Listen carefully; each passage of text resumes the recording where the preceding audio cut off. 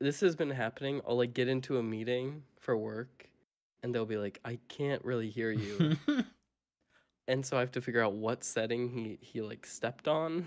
It's like a little game. Just get a Yeah, it's a really fun one. Oh my god. get a desk saver for your that whatever that is. Oh, It's like the- mini game. Are you saying like those like pads that you lay on your desk to prevent? Or like I just have like a plastic shell that goes over a couple of my like instrument things. Oh, Like fancy. For what? To prevent them case being messed Jozu- with. well, I mean just By to keep Jozu? dust off really, but Oh, okay. it's That's a good idea. easier to too. put these like molded shells on than like a bag every time or something, Mm. Yeah, I was thinking Josie was walking on your keyboard. Yeah, just hopping up. I did used to have cats here. Oh.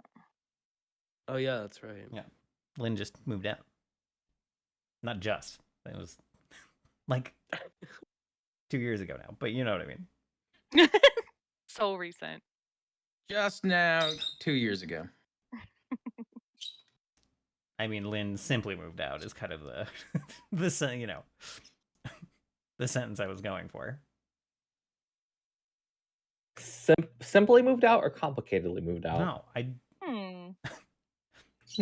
simply as in the simple explanation for why I had cats before and no longer do. Oh, I see. Mhm. I see. This just in: Dylan hates cats. Oh, That's what I heard. Yeah, that's right. Dylan actually forced Lynn to move out for that reason. Wow, the tea. That's why it was so anti-simple.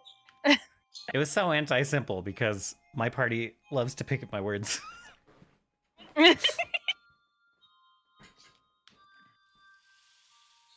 Sounds like you need a new party. True. How did you guys get louder than me? Is it just Moto? Get fucked. Can we get like a sound check? Do you want us to go individually? I don't know. I didn't do all that. It's possible that I'm just talking much more loudly than I normally do, and much more into my microphone. I suppose so. You're just right up on that shit. Yeah. Like, Sarah's having trouble hitting the yellow. I can hear Sarah just fine. Mototoxin is going right to the red. Not like maxed, but it's up Nice. there. Nice. Nice. she sells seashells by the seashore. Peter Piper picked a peck of pickled peppers. Okay, right. Red leather, yellow leather. Can you imagine an imaginary menagerie manager managing an imaginary menagerie? Wait, Damn. good at that. So Voraktee Wow. like poked the red, but he didn't like live there like Moto seems to. I love living in the red. Live in the red, baby. Live in the red.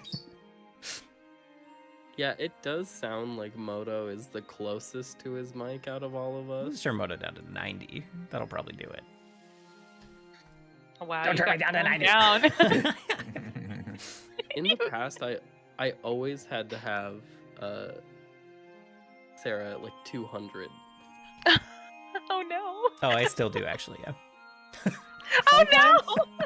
Sometimes I feel like Sarah has like a head, like has her head like phone headset that she uses, and I feel like sometimes she picks up one of them and just like talks right into the microphone, right into the earbud. I'm actually using a gaming headset. Oh my god, You say gamer. you're such a gamer. Such a gamer. So it's not my little earbuds actually. Maybe I got a maybe that's what nat it 20 is. on my sign-in. Sorry. Oh, well done. Thank you. Gracious. Don't break the login page. I should log in. It has enough trouble.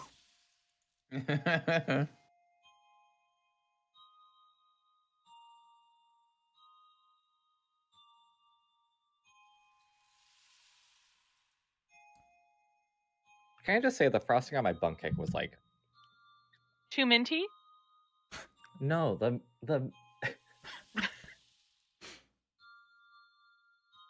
Was Was it just a regular frosting? The cream cheese Yes. kind? Oh, okay. I don't know. I don't know what made your cake minty. If it was the cake or the icing. I was just gonna say that like the combination of the cream cheese frosting and the like dark chocolate mint cake was not very like. Mm. It was good when there wasn't a lot of frosting, but I got to the center and the entire middle is like filled with frosting, Oh yeah, gobs of it. and there's just Gobs. it was too much. It was not very good. Who made it? Nothing Nothing. bundt cakes. Mhm. That, think that's who made it. A national. Is that a? Yeah, that's national. That's like a national company, right? It's a big- Okay, it's a big chain. Yeah. that's what I thought. Well, I've never heard of one. Yeah. It might not have any in Arizona. We don't observe daylight savings or bunt cakes here in Arizona. Apparently.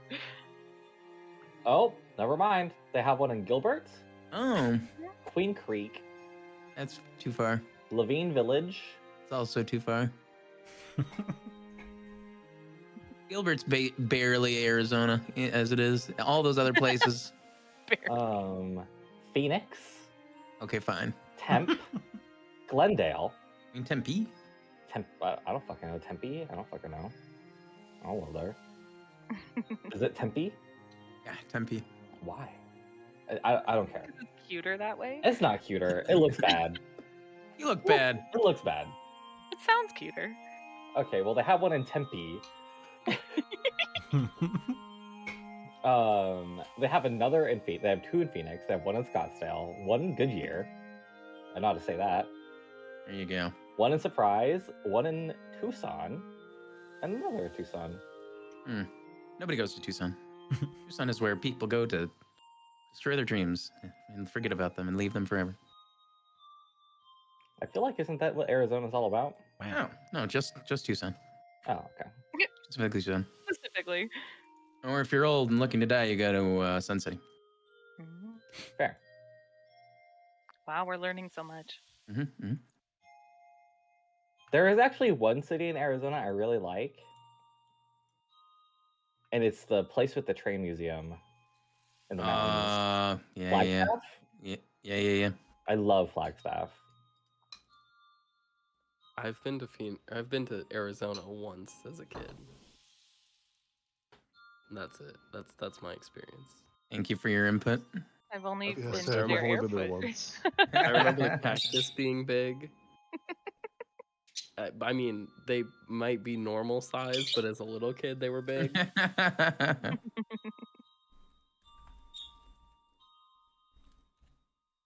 I love the pictures of towns that like professional photographers take compared to actually being there.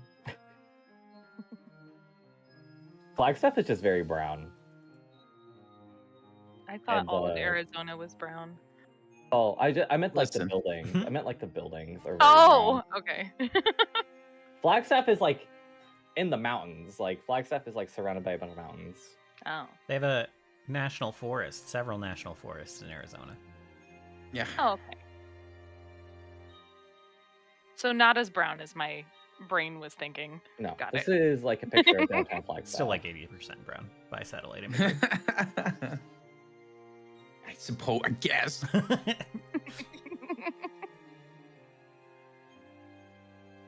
Well, Chris, I know you haven't really ventured outside the state too often, but Mm. Arizona is very brown. It is. Okay, well, the Wow. one It's time, like the Midwest. The Midwest is very brown too. the one time I went to Washington, I was like Ray getting off a Jakku. Star Wars. Green. Yeah, I've never seen so much green. Washington is very green. Washington is Western nothing Washington. but green. Isn't Eastern I mean- Washington kind of more desolate? Oh well, yeah, I was gonna say Western Washington is like all green. If you go east, like past the mountains, it's essentially like North Dakota, which is just like plains. I put forth that we change the state lines based on what we think makes sense. True. I don't know. That's a lot of power. I don't know what makes sense.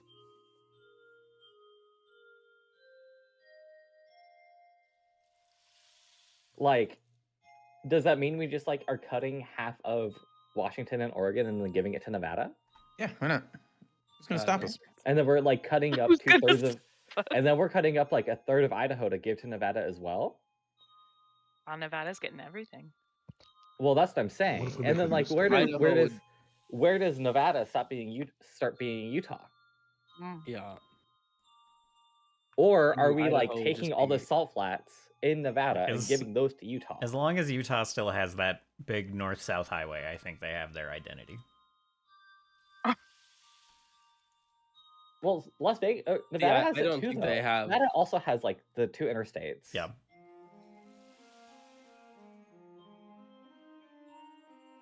I don't even know what you're talking about. So to me, Nevada has no, or Utah has no identity. Fair enough. Same. Well, understandable.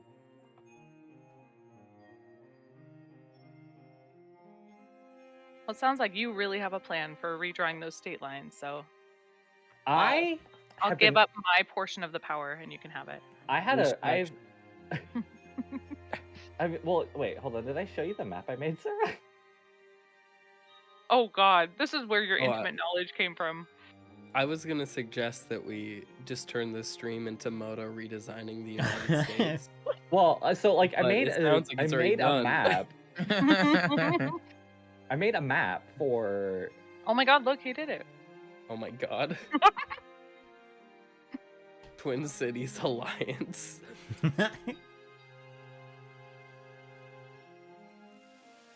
La Belle.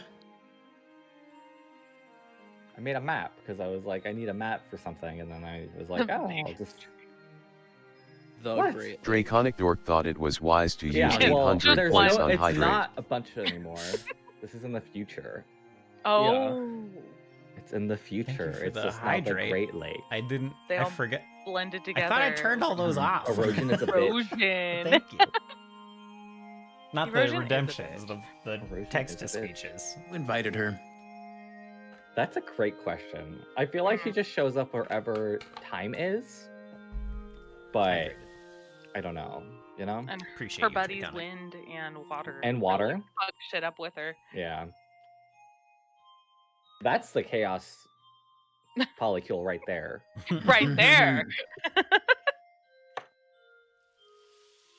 But They're subtle though, because it takes a Yes. long time. Mhm. if I were to cut up the United States, it would look something like this. I'm glad we're already there. Glad we got it. Well, let's start working on this. You're like, we don't need 50 states. We only need 5. I also That's really plenty. like I really like the detail of you making the nation of LaBelle red. Yeah. Hilarious. I know. I'm so funny. I will say the Libellian border goes up a little bit higher than the old southern border, but you know, it's not they're not, you know, they're not actually the South. Right. So Yeah, not actually. Is this for your one shot? my one shot that is actually a continued continuity of multiple one shots, yes. Okay. It can never be simple. If it Also, was is that- simple, I would have died. I know. That's happening, right? This is... Yeah, it happened. It's next week. Also, it's Okay. it's like not in the same continuity as Daikea, but it kind of feels like it to me. What's Daikea? It's a It's a old roleplay set of one shots run by WoW Krendor. It's definitely in that continuity. Daikea is just Omega Sweden, and they have taken my over the God. entire continent of Europe. Capitalism won there. They did it did win there. It has failed here, as you can tell. Yeah. Europe is just capitalism cottage culture and Swedish fish. Correct. And That- build it yourself furniture. Yeah. With really good instructions. That campaign, Daikia, is why, or that like one shot is why I picked up. Where is it? It was like a book for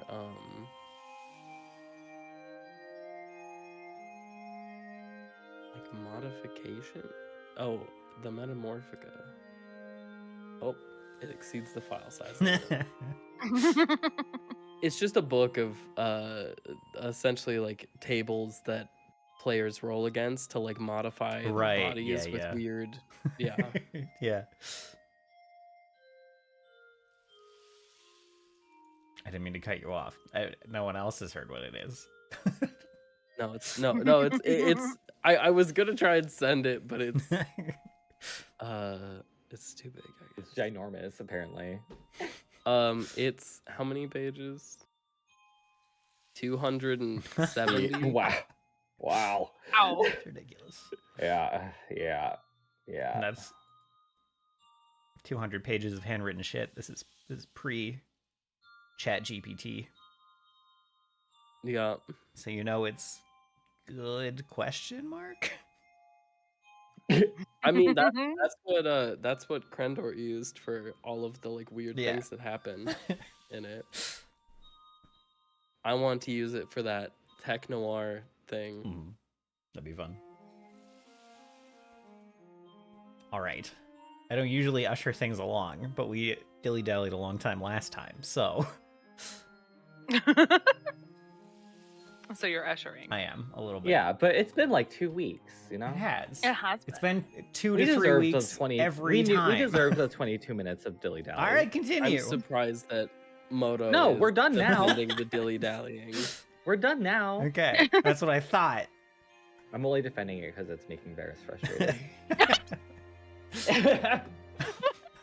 Diabolical. I knew if I gave in, you'd immediately get on the no, let's stop the dilly dally train. You saw it coming. All right, who would like to give a recap for the last session for a hero point?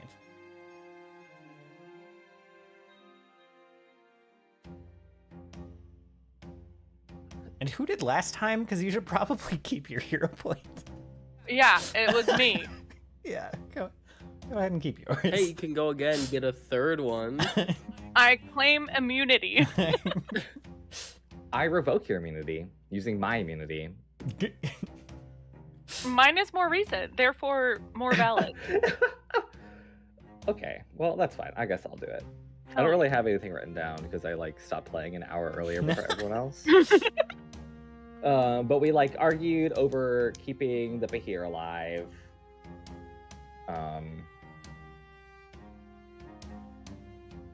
Ultimately, we simply realized there was no way we were like negotiating out of it, even with the like 3 to 2 vote. And then hold on.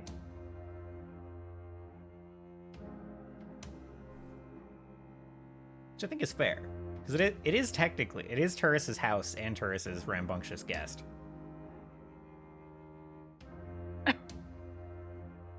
He got his way. Yeah. It's okay. Guest or guardian? Well, Guardian now. Rambunctious guest mean- initially. He's, if you think about it, he's basically Violet. Mhm, Yeah. mhm, mhm. Sorry, that's his on board. Never mind.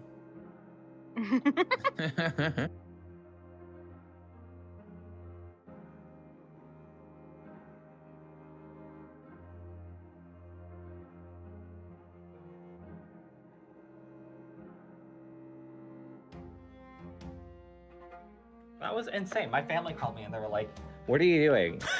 And I was like, The same thing I do "The every same Saturday thing I do at every 3 o'clock. at 3 o'clock." What do you fucking want? Oh, what was I? Oh, yeah, and that took a long time.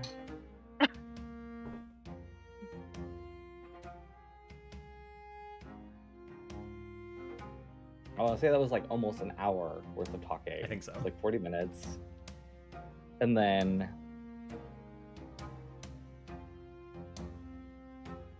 we like came outside and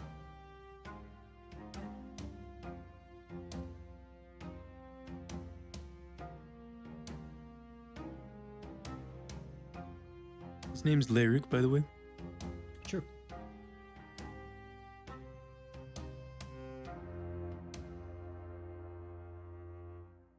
I was like, we didn't really do much else. I know that we like Ideus was there and he was like, I'm gonna leave now, and he set up the gates, and then I was like, oh wait, I have like stuff to say. But I thought I was leaving, and then I ended up staying. I ended up not leaving, but I was already checked out of the game. Yeah. And then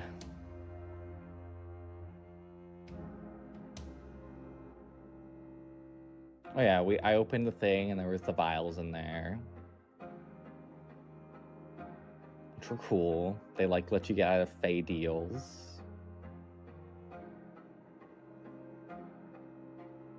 And then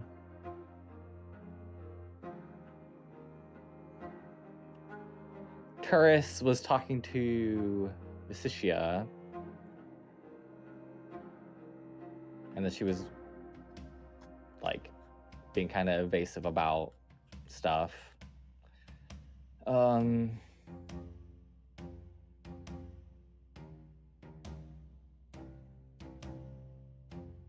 Yeah, I don't know.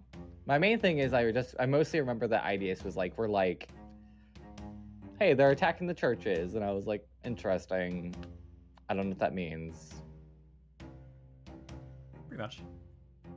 Any... And then Vicitia said, well, it sucks that no one knows what they're doing. Hee and left. I was like, that's helpful. Hasn't technically left yet. She's still around. But yeah, I don't really remember much else, to be honest. I kind of feel like that was mostly everything. Yeah. Any comments, additions, corrections from anyone else? Lucas said he made a little progress on the puzzle box. Very unspecific, but he said he did. Yep. Scene got an agent. Yeah, Scene His got an fiddle. agent. Oh yeah, I forgot about that. True and correct. Hell yeah. Yep. Of oil beetle fame. Mm-hmm. Also, my tower has officially made it to level 2. Correct. Got some additions, got some transformations. Oh yeah. Do you get any ancestry stuff when you clear a floor? That's a good question. I don't think so. I think it's all dependent on what the DM wants. Gotcha. Because I think one of the initial like markers of the whole thing is like it's up to the DM. The DM can decide not to even run any dungeon stuff, and you can still run a dungeon. Yep. Okay. So that's up to you. Well, good thing I'm already cooking on that. With the good thing. with the reactor core. Yeah. Yeah, speaking of which, I have one note here, and I don't remember any details to it, but it just says, gotta fix my manable. Yeah. I don't remember the details to it either.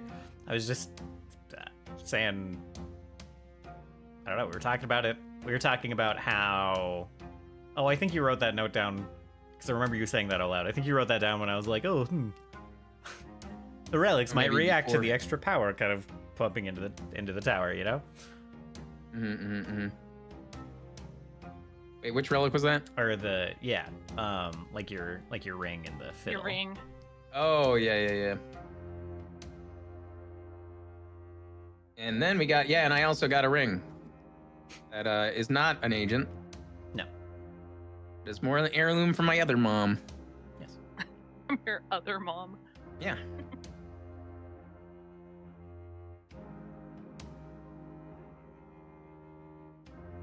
And the most interesting thing for me is that she did was very super vague, said, nobody can look at this book. None of your friends can look at this book. And then left the book on the desk. And then I looked at the book. Only your friends were And it was disallowed. yeah, and it's all about King Rurath coming for a meet. And how miserable he is.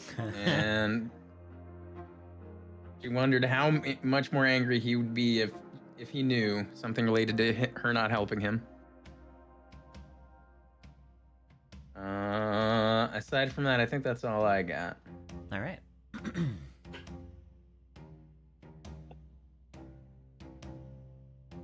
That covered the corrections. Well, not corrections. That covers the additions I was going to make. So, excellent. That means we both get a hero point, right? Wow. That was a lot of extra context, though. So you have earned an extra my appreciation.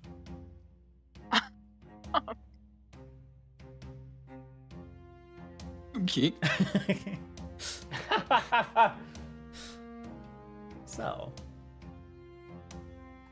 The less specific the session gets, the worse my notes are. yeah, my Nishev notes would have been really bad for that session because I only write down stuff Nishev knows. So.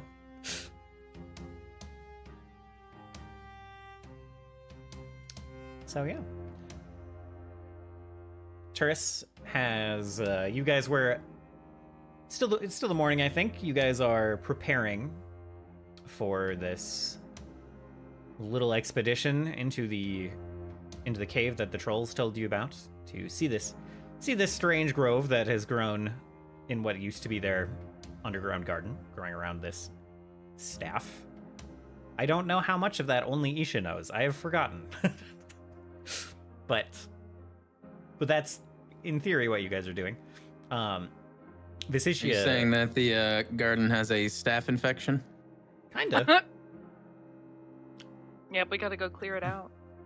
As you guys were doing that, Ideus had informed you that he wanted to kind of gather your crew and have a little chat about what he's seen. He started to babble to some of you about it, and then he realized, he's like, well, your strange sand-faced friend was the one who was particularly interested in me peering south, so let's wait until she arrives again. And then Visitia showed up. Turris, you disappeared for a little while to have that conversation with her up in the library. Like 20 minutes, 25 minutes, and took a peek through that notebook. I think you are coming back down, I assume, and walking outside and kind of seeing that everyone else has gathered in the courtyard at this point. Ideus's guards have kind of packed up the rather large tents that they kind of set up in the yard over the night. I guess they haven't. Oh yeah, it was over the night. Right, you guys took a long rest as well. So they're packing up their tents. They're kind of like piling up their things next to this Jotun waygate that they have set up for you. And when Ideus sees you walking back out, Turris, he kind of claps his hands together, resulting in a very, very loud slap compared to a slap of a medium humanoid. Excellent. I believe that is all of you then.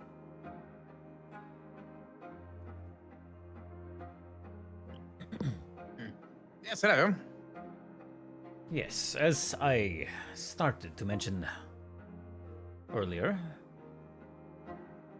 I was able to peer south, get a couple of those glimpses that you had requested.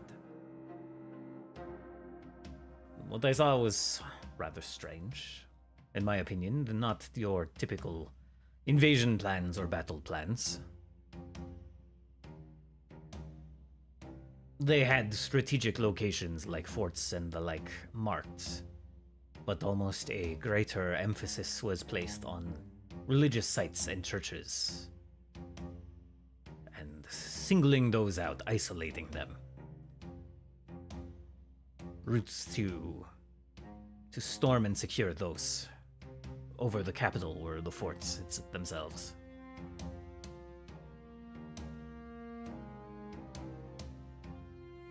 They're not destroying them, they're securing them.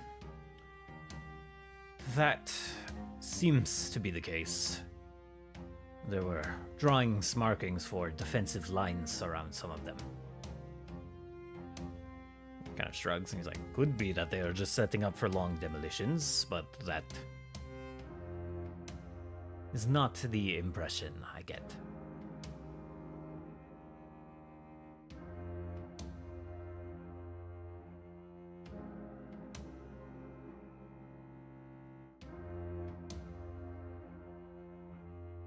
These religious sites, all of them one deity? No, they are all sites belonging to the religions of the Four.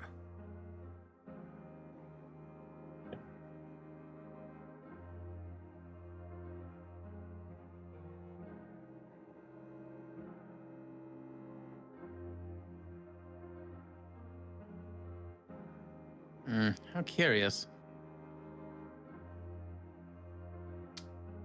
It thought so as well. Is there any way you can mark down what locations you recall? He kind of froze his brow for a moment, covers one big eye, and kind of closes his eye for a moment. It's like, yes, I think I should be able to mark most of them.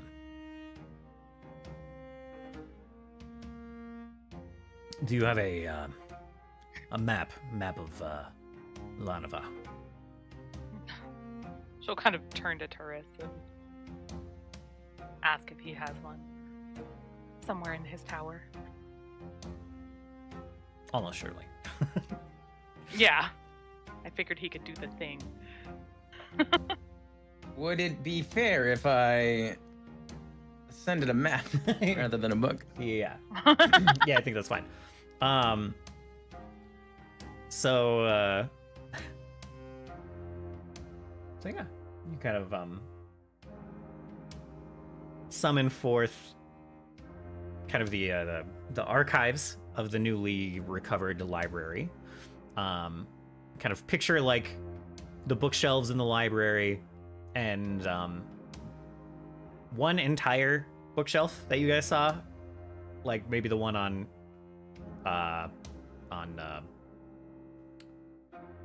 what was it? The like contemporary or non-contemporary religions one. Kind of like slides into the wall. And then after a couple of seconds there's like some shuffling and a new bookshelf slides out. That's just like says like atlases and why did I put an and in this? Atlases and local maps. Or atlases and obscure maps. And kind of like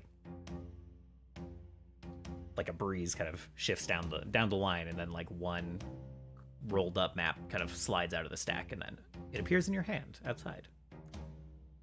So handy. And so you unroll a really rather large map. This is meant to be placed kind of more on a table than, this isn't exactly a travel map. But you unroll it, and I do not have it prepared because I prepared Temel. I'm gonna prepare them both. Temel's the one that's done. So, but you have a map of Lanova, and it actually kind of wraps around Temel. You see like kind of marks, kind of at this line of mountains. The nation of Lanova kind of like, this is a newer map. And it has these like borders of kingdoms that used to border Lanova, but now it's just all marked as one kingdom with these kind of vestigial borders still shown for posterity or whatever. And it's this kind of large kingdom that starts kind of like just north of here on like the Valley March map. And it goes like north quite a ways, and then kind of like expands west, kind of like curves around this set of mountains that's just like marked marked the red range, and then in parentheses, Temel.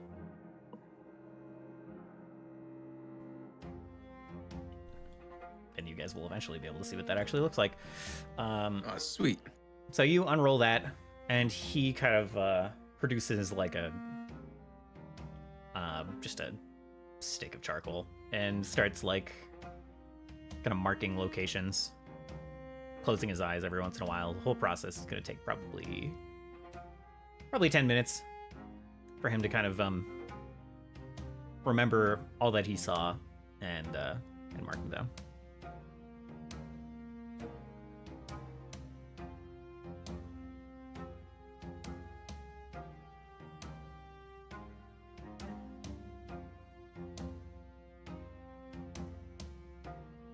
I still don't know what to do with that information.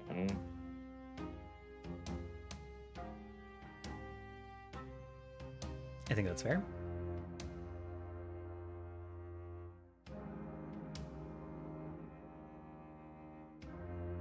Might be useful if Sticia sees this. Maybe she'll have some insight. If you could get her to care, I would be impressed. Of course she'll care.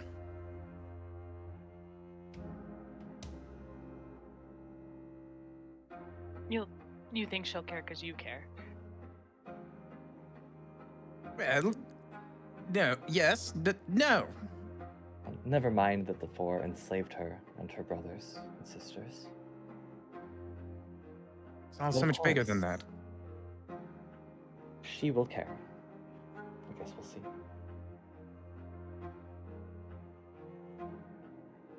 Indeed we will.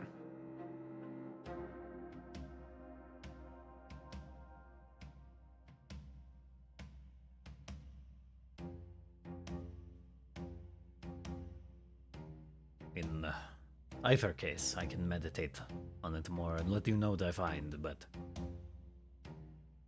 this is all I know for now.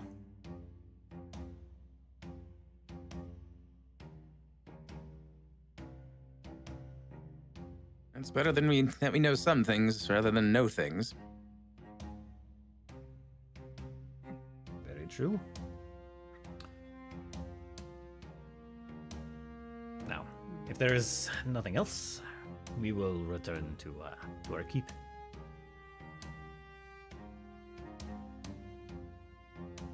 And he kind of stands up, dusts the charcoal off of his hands, and places that charcoal stick back in his pouch. And he starts walking over to the new waygate.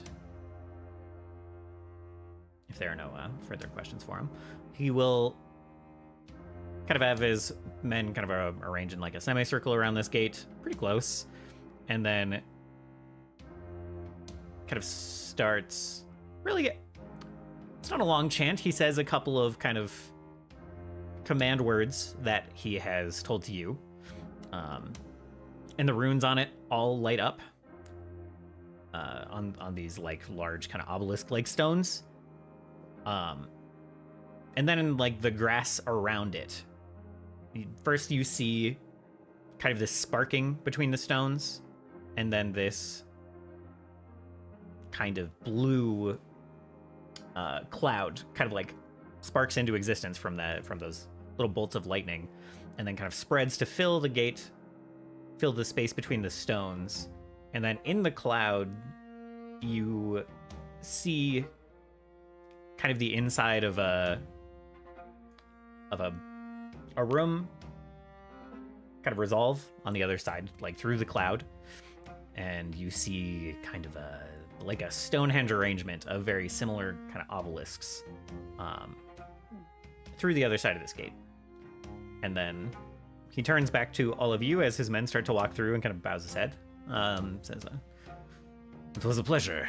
Thank you again for saving Farron. Good luck wherever you are headed." And he'll turn and walk through the gate. How novel. And once he does, the cloud kind of like, there's another little lightning crack and it disperses. I forgot to describe that as the lightning cracked and it showed up in the first place. You see now, smoking on the ground, there's like a runic circle has burned itself into the grass, into the ground, kind of around this gate when it was first activated. And the spot where it's burned, it's kind of like calcified. It's almost more like stone than dirt there now. Maybe even like glass a little bit. Ooh. Cool.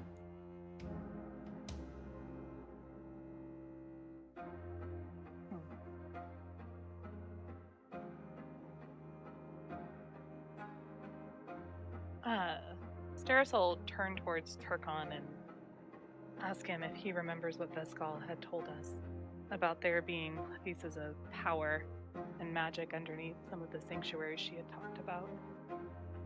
Perhaps that's why the Seraph is targeting these places of worship. Yeah, totally. The Turkon would remember, but the player does not. Yeah, kind of the whole bit that you learned about Vesgal, at least in the past, in this kind of past that she left behind when she made the deal she did to kind of protect her soldiers, the Minotaur, was that the Minotaur used to be kind of the peacekeeping and steward forces for these places of power, that they defended, kind of in service to the Four Guardians, not to be confused with the Four, but the Guardians of the Land. Which, not to put too fine a point on it, I think you have now also learned are the Naga that were bent into service of the Four.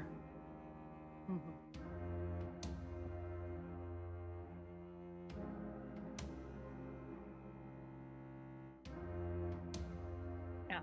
Well, if the Seraph's goal is to take over the world, essentially, it doesn't make a lot of sense to me for him to waste his resources so early on in just destroying these places.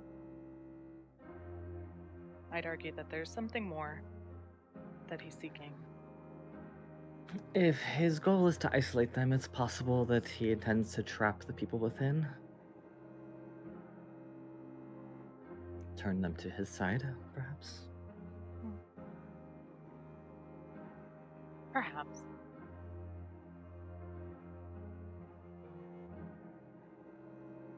Though wouldn't it be easier for him to target individuals that are already against the Four rather than their direct worshippers?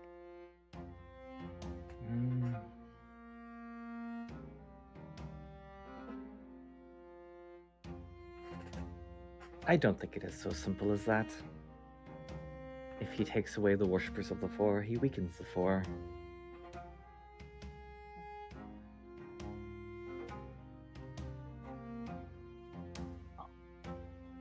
We know these places are of strategic importance to him in one form or another.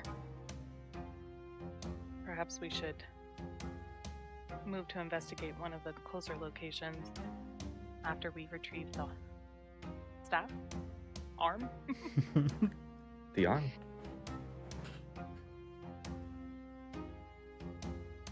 Either way, I think it is, we don't have the prerequisite amount of information to make a judgment about this in any case.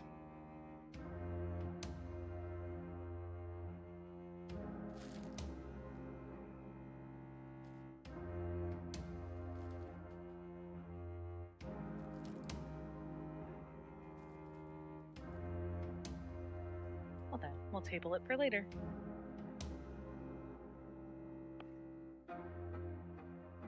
Turris, did you want to show Visishia this map before we leave? Yes, I suppose since she's still here, it'd be ideal to do so. Yeah, she's still here. Starts rolling the map back up. And, once he gets it all secure, he kind of tucks it under his arm and kind of like nods and smiles at everyone and about faces and travels back inside. Okay. Oh, I'm gonna come with you, Einkrad. Oh, very well. Anyone else? Anyone follow the two? I will follow as well. Okay. I'll follow too. I feel like That can Steen be a and I good are. thing. Yes. Isha announced herself. The rest of us are just following. Okay. Yeah. I mean, you guys go inside, and she's just in the common room. She's actually talking in, speaking in Fey to Anna when you come in. Oh, what's she saying? Oh, you speak Fey, don't you? I do.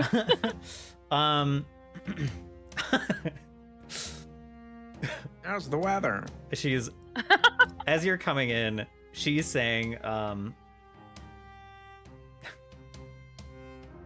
come now, that answer doesn't make any sense for a riddle." And Anna is saying, "Well, you figured it out, didn't you?" And she's kind of saying, "Dag, like, yes, but you can't expect most people to come to that same conclusion. It's almost nonsense." And then she kind of like does a double take when seeing all of you enter.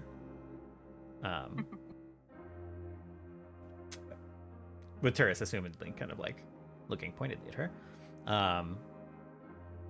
She kind of stands up, gives a nod, says, how can I help you all? Was your discussion with Ideas fruitful? Well, it provided more questions than answers. We were wondering if we could get perhaps some of your perception on things.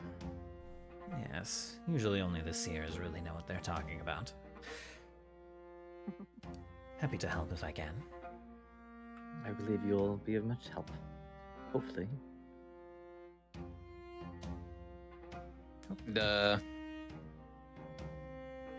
Turris will kind of like take the map and unfurl it on like the closest like table or whatnot. Yeah, I imagine there's still a rather big table in this kind of common room. Yeah. So you unroll it. She walks over, kind of crosses her arms, looking over it.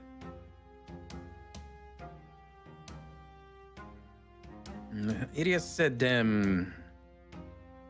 the enemy's armies aren't targeting anything strategic in terms of townships or fortresses. Rather, they're targeting religious sites of the Four. He's marked them here. We're wondering if you can make any sense of this. Why they would spend resources, especially so early on in their march, to secure and not destroy these sites.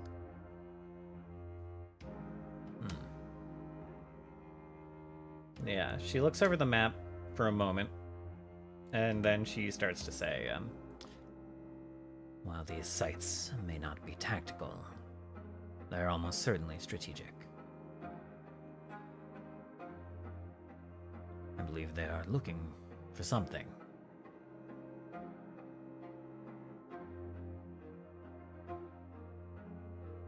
A relic, perhaps, or some other powerful thing left behind. It is possible that they are aware that the Four are sealed.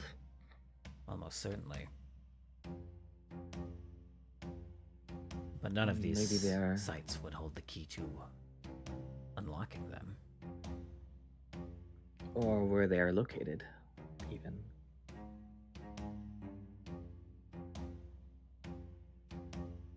I suppose that is a mystery to most.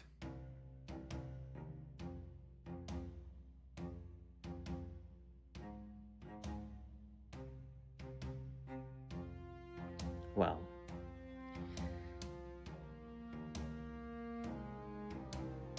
that was more helpful than I had figured you would be. She turns and like crooks an eyebrow. Hadn't thought I'd said anything. Be nice, Isha. Oh, That was nice. well.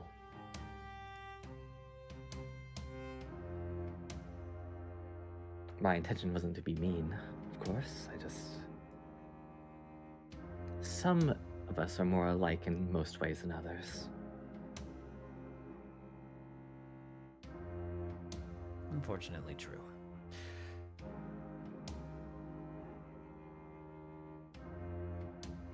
This... So your suggestion is that they're after information about where the four are sealed. That's not common for that kind of information to be kept in these kinds of sites, is it? No. The followers have no great secret on that front. They have their suspicions, some of them are correct. They know how to glimpse the dreams of the four in their slumbering state. But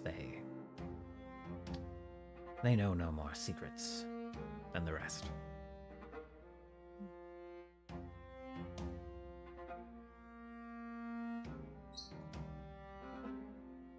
Feels like a flimsy theory in my opinion then.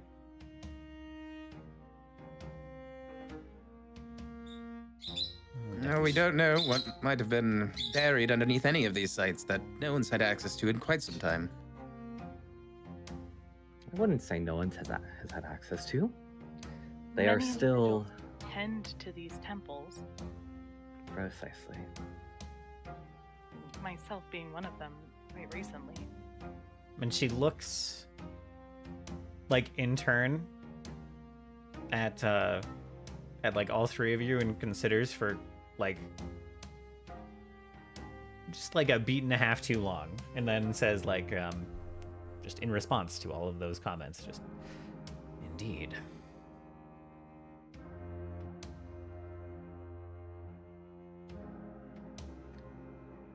Just like looks at stairs and Isha, kind of confused, and looks back to her. Which one are you saying indeed to? She kind of she like looks to you, and her mouth kind of like tugs into a smile for a moment, and then goes kind of back to neutral and addresses a lot of you again and says, this is probably a hint in its own right, but I cannot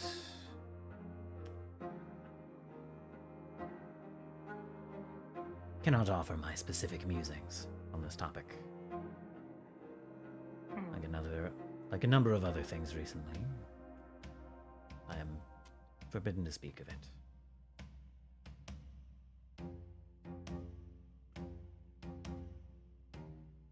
I gotta let my dog out real quick. Feel free to discuss.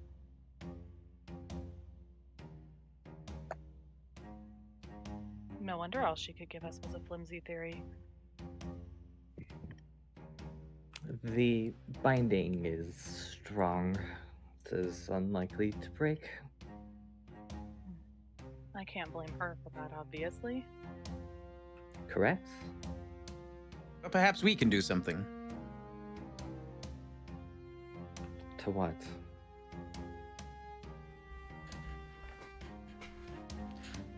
Well, if she's unable to provide additional insight for some contractual means, perhaps we can find a way to help fulfill or break that contract. The binding... I think that's a lot to ask. The binding is strong. And upholding my end of the bargain comes with benefits. Not just to me. I see. If we need, there is a method to break the binding, but I would prefer to avoid it.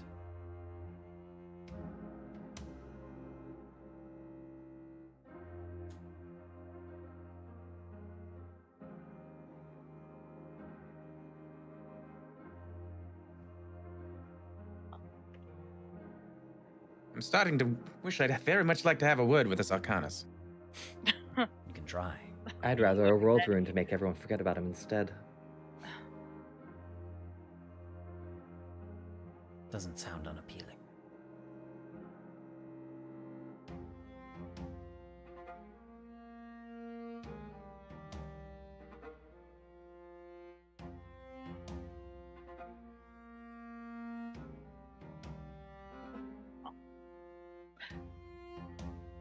I think Vesicia's provided us with all she can. Should we move on? Yes, I suppose so.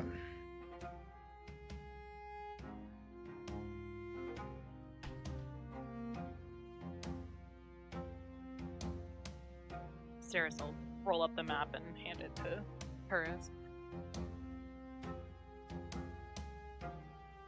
Can I send this back, or do I have to walk it back? You do have to walk it back, I think. I think you can poof it back while you're in the tower. It's fine. All right. Ah. I'll do like one of those where like I open up one of my my bags and I like slide it in, and it's kind of like bag of holding status where like it looks like it shouldn't keep going, but it does. And then closes that back up. You guys hear like the ruffling of parchment on the other side as he's doing this.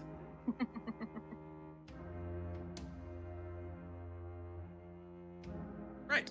I'm ready. As am I. All right.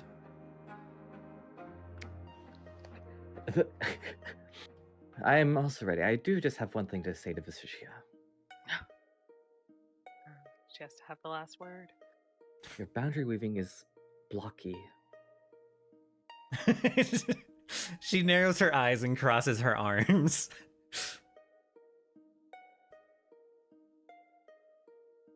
It was never my expertise.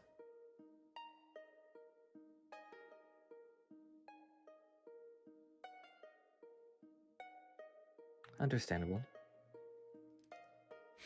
She kind of sniffs. And she's like, It is okay, seedling. You will master it eventually. Perhaps I should have studied a different source material. The one I was trying to copy, I just kept getting the sun in my eyes. And she'll turn and, like, leave the room.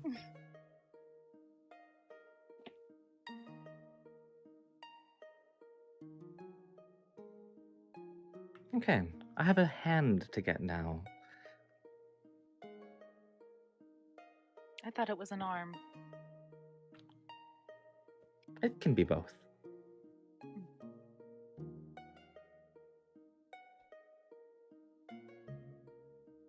All right.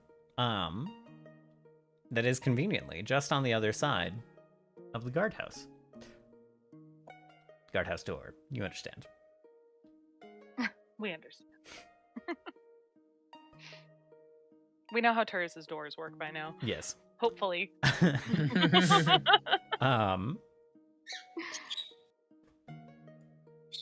So you guys gather in front of the door. You yeah, Joe. You open it, and on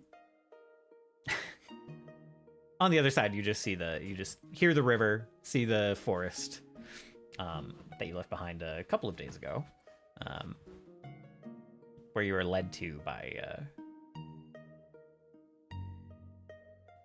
had to pause and make sure I was remembering this correctly, but you were led there by the older troll before you started tackling the tower. Right. So just at the mouth of this river cave, you guys emerge once again. Mm.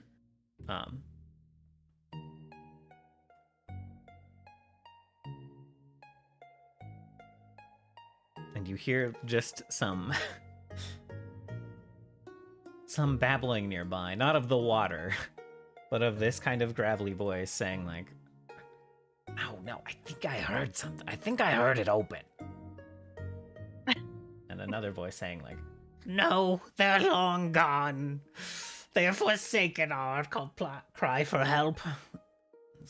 Another one is like, know that. Stop crying. It's a bit dramatic. And you see 4 heads pop over the bushes. Not the old women that you saw in town, but the faces of 4 trolls. Pockmarked and covered in like features in strange angles from injuries long past and overgrown, and like splotches of like foreign fungi kind of like growing in places upon their cheeks and between moles. Two faces, kind of taller, two more rotund.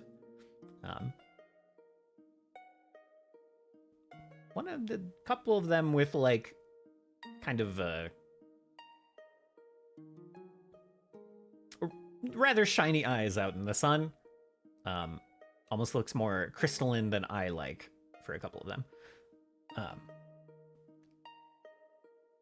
Yeah, they pop their heads over the bush and see you exiting the door. And I think the one you'd gotten the name of was Barghest? What? I don't recall. Huh? I'll get the PDF.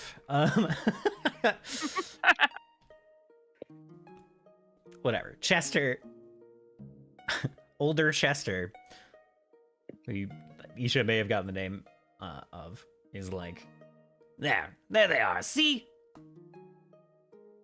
You put so much faith in them, and then you worry they won't come back. And there they are. Stop your babbling.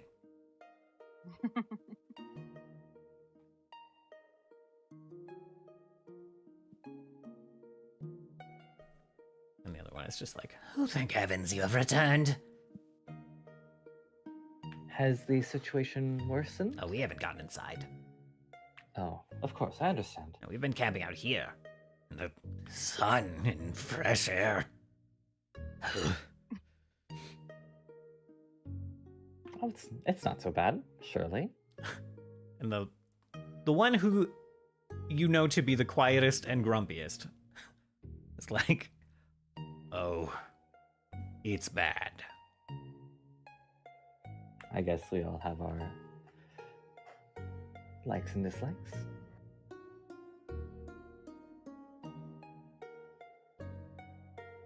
Okay, well, we're going inside now.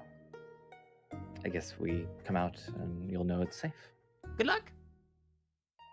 If you come out. We can get no information from you before we go in? Kind of like look at each other in turn. It's like, I thought you had everything you need. Older Chester, old Bailey, old... What the fuck? Their names are crazy. Their names are crazy. I love them. There's oldest Emerson and olderest Layla. Right. Right. It's old, older, oldest, and older. I love them. I love them. Older than the hills.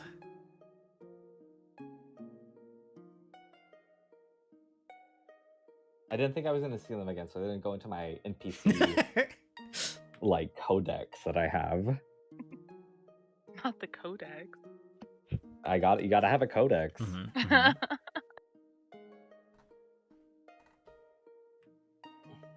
Steris, it's really not that important that you know more information. Their house is under invasion, and they need our help. I just wanted to know what we were getting into specifically. They had any idea? A shadowy goat thing. All right. That is about right. They may be trolls, but they are not fighters. Could beat up you. You wish. Then you wouldn't have anyone to help you. That's the only reason I don't. I'm confused. If you think you could beat us up, then why don't you simply go in and beat up whatever's in there? It's a bluff. It's not a bluff. It's a bluff. Seems like a bluff.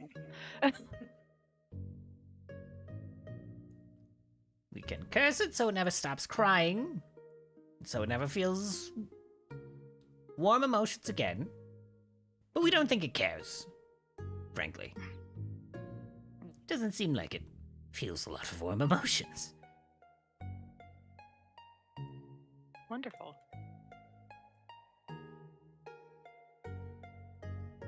All right. Well, if we're quite ready.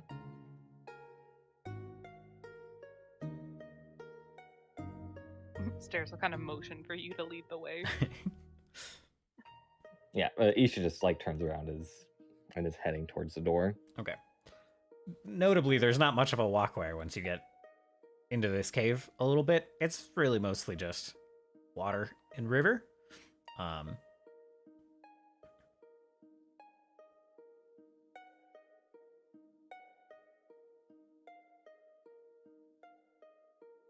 It's got a decently strong flow, but you could,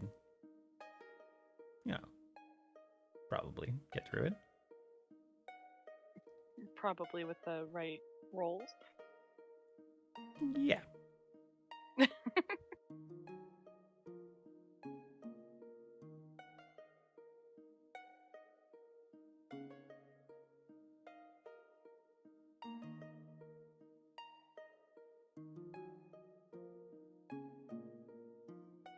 So is that what you guys do, or do you have another solution you would like to try? I guess I'm confused because I have in the notes that there was like a door that they had shut. I might have described you guys drawing Turris's door, and I might have described it in a confusing way or something, but there's no door at the mouth of the cave now. It's not at the mouth of the cave because we're on the inside of the cave.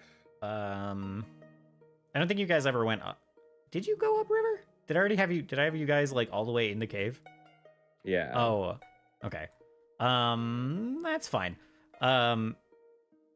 Yeah, I guess the door that they were speaking of is up ahead. So this garden is in like the natural part of the cave. They will inform you of some of this, I suppose. They have a little bit more information for you. So there was this garden in kind of the natural cavey part of the cave, in the cavern. There's the cavern, they tell you, wraps under this structure that was kind of built above the cave. And there's kind of like a bridge over this underground river, and they have kind of taken over one of the rooms in that structure.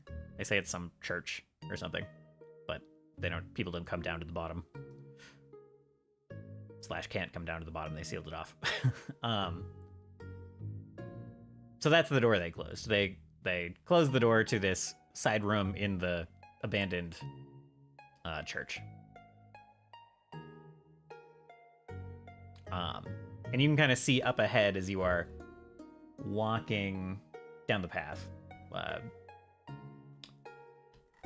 There's you see some of the structure. You see some of the brickwork kind of in the dark up ahead, and that's probably what they're talking about.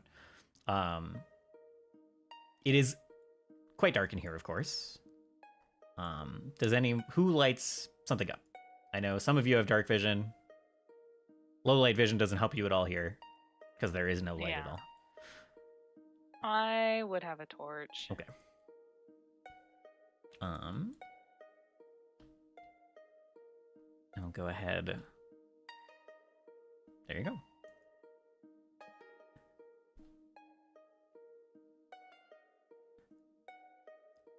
Okay. So you guys are walking along. Starris is lighting the way, walking past these kind of moss-covered rocks along this dirt path that you have reached.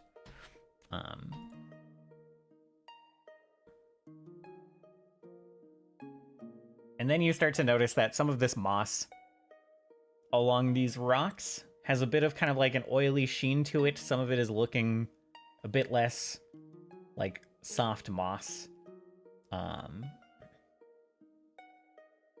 And a bit more like a kind of familiar, darker plant matter. And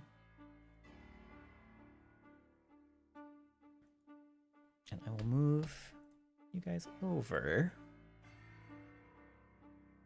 You still don't see too much other than the folks with dark vision can start to see in kind of the kind of black and white silhouettes that you are used to with dark vision. Past the torchlight, you see these shapes of these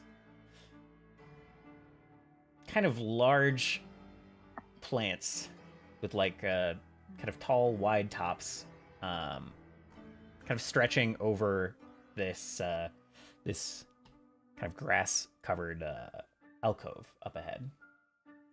You see the bridge I mentioned ahead of you, some stonework there. There's a path that branches off to the right, with a lot of like overturned dirt, leads off into another room that is not super relevant for this. Hey, don't try to pickpocket that. There is a little bit. Don't mouse over it either. Why not? There is What a. if I did this?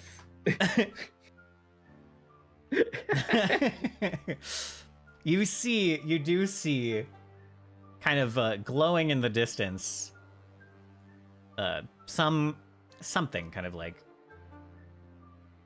sticking out of the ground in the middle of this grove. It almost looks like a sapling itself, and just outside of this glow, just enough that you kind of see this the glow reflecting off of its own kind of shiny surface.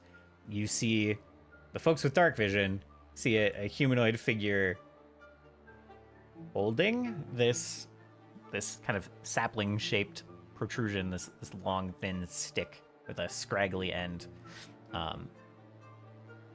sticking out of the dirt in the middle of that alcove. I suppose there are ways to confuse such a shape with that of a goat. If you only know that a goat has horns.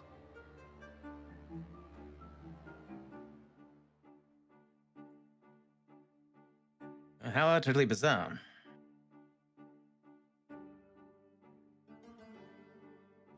Yeah, I imagine one of you is just between Scene and Isha. I imagine one of you is kind of describing what they see too. Yeah. I definitely describe this clearly a dryad. As a dryad? Yes.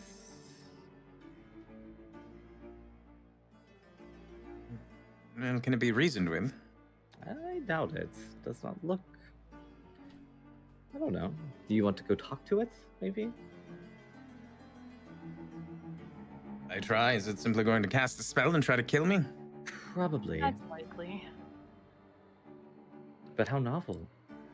I guess as everyone, even the folks who don't have dark vision, it's a little difficult, despite Isha seeing it very clearly. Like there are these stalks of these kind of wide stalks of these plants and some vines hanging down from them, kind of enshrouding your vision somewhat. But despite that, everyone can see this purple glow over here, and you can all kind of see, just like in the sheen of that glow, kind of a vaguely humanoid shape. Uh-oh. Well, I'm not simply going to wait here. Yeah, that thing is wreaking havoc. We have to stop it. Armus! So you take a couple of actions to summon Armus. Now that you are past all the water you had for his armor. Okay, so how far ahead do you go, I suppose? What's your plan here? How high is this up again? I think it's 20? Yeah, I think I have it coded to be 10 in this, so we'll say 10 for convenience. But I think it was originally 20. I think you're right.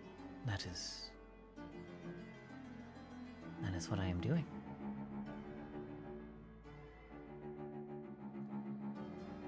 He sought. Seems we're on opposite sides of the scale then. He sought to bring someone who could unite the world. He hasn't done enough. I will correct it.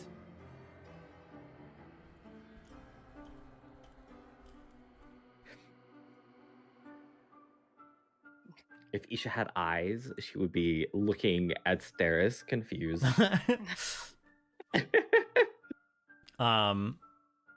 She'll translate back and say that she thinks that this creature's referring to the hand.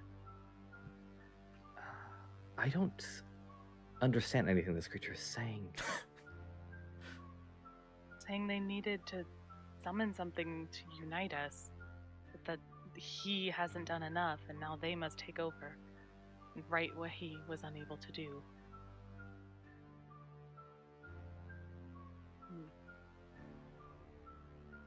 And it seems that weapon is a piece of this. Well, I suppose there's no reason to speak any further. Yeah, she's already kind of frowning. And Great. she kind of says, it does not sound like you will join the song. And she gestures with her free hand. You see, being a little closer, that her left arm is actually attached to the staff, not holding it. And with her right hand, she gestures to the water, and out pops the head of a massive red stag. Oh, hey! That's fine. I'm still shooting. I'm still shooting her. Okay. Puts its. I still can't see her. Oh my god. Yeah, so from the top of this bridge is just a gold ray, just blaster. Okay, that's fine. And then we'll go to initiative order. Okay. Ignore me putting the winding of Tumeshtov in chat twice. Yeah, no problem. Okay. Is it alright if I delete one of them? Okay. Yeah, I deleted the other one too. I didn't mean to put it in at all. So you blast her with this fire and she screams in rage. And I'll go ahead and hit begin combat.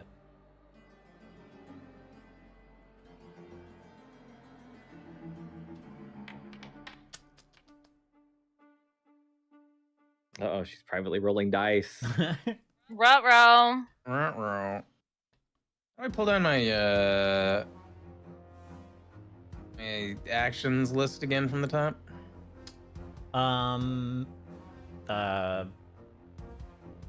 Like the The HUD? yeah. Click the lock on the right side and then you can move it. The lock is obscured by the player list right now. Oh. Rip. Try Yeah, grabbing. I had to move mine to the bottom. Me too. Yeah, try grabbing like strikes and see if you can pull it down. Well, you have to unlock it first before you can move it. I moved the You can like shrink turn the order. combat tracker. I don't know if there's an easy. Yeah, let's see. Why has it done this to me? It wasn't like this before. You can shrink it in the settings, and yeah, my HUD moved around a little bit. I don't know why. I think it does if you like shrink or grow the screen, like while you're in the game. Okay, so you blast her with fire, and she stretches out a hand herself.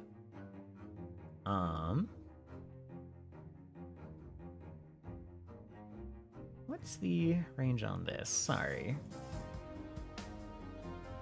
I don't know. I can't read what your privately rolled dice do. Yeah.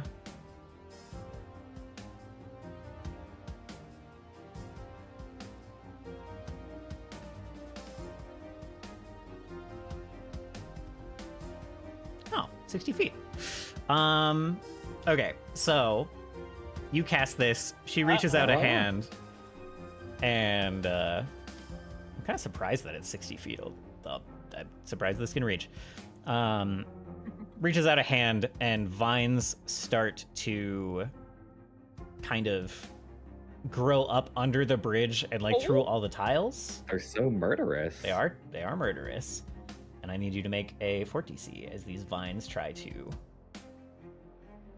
grab at you and pin you to Do they do damage? So target me and then roll damage for me. Okay. On a success, the creature is grabbed. Oh wow. Interesting. Oh, it's an attack. Wait. It's an attack and then okay. Yes. Sorry. I read that it had a fort DC and I was like, okay, easy enough. But no, it's wow, she fucking sucks. Wow. Why did it Rip. roll a flat 20? It didn't use her spell attack. I'll figure that out. That probably would have been a miss anyway. She doesn't have a plus 16. Just plus. Wow. She's a plus 15 though. Okay. I think that's.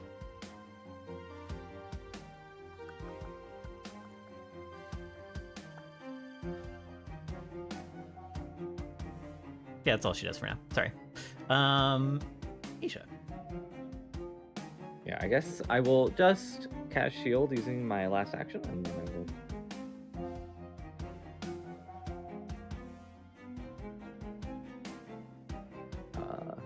Because I used my 2 actions to blast her, so.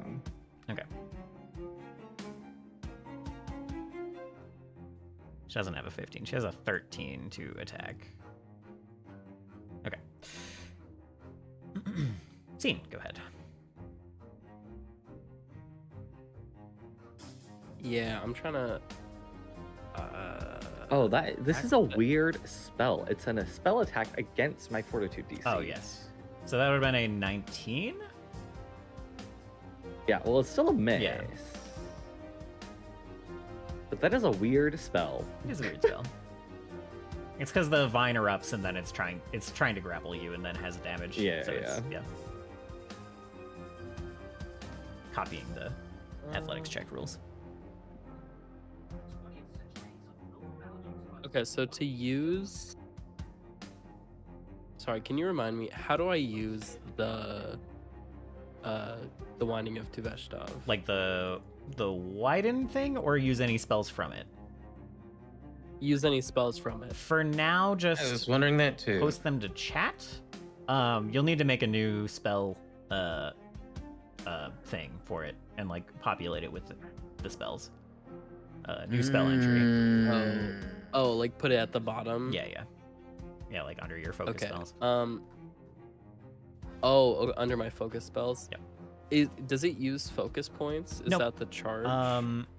You get, when you prepare the staff in the morning, you get charges equal to your highest rank of spells that you know that you can cast.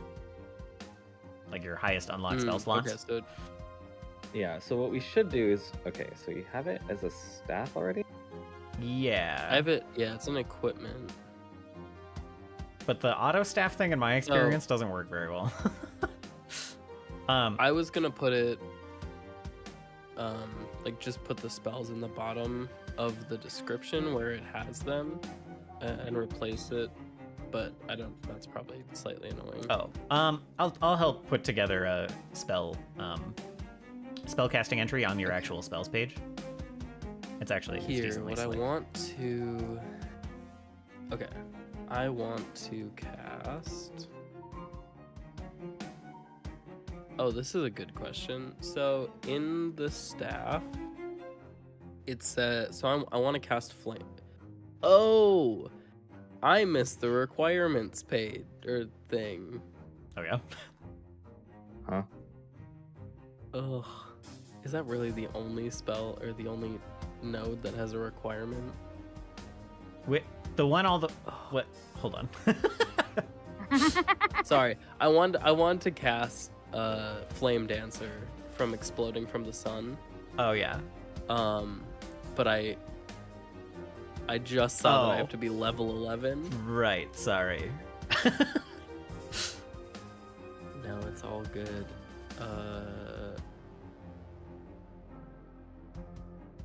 If it helps, you don't have enough charges Let's- for it anyway. I'll take that point out and you can apply it to something else. Okay.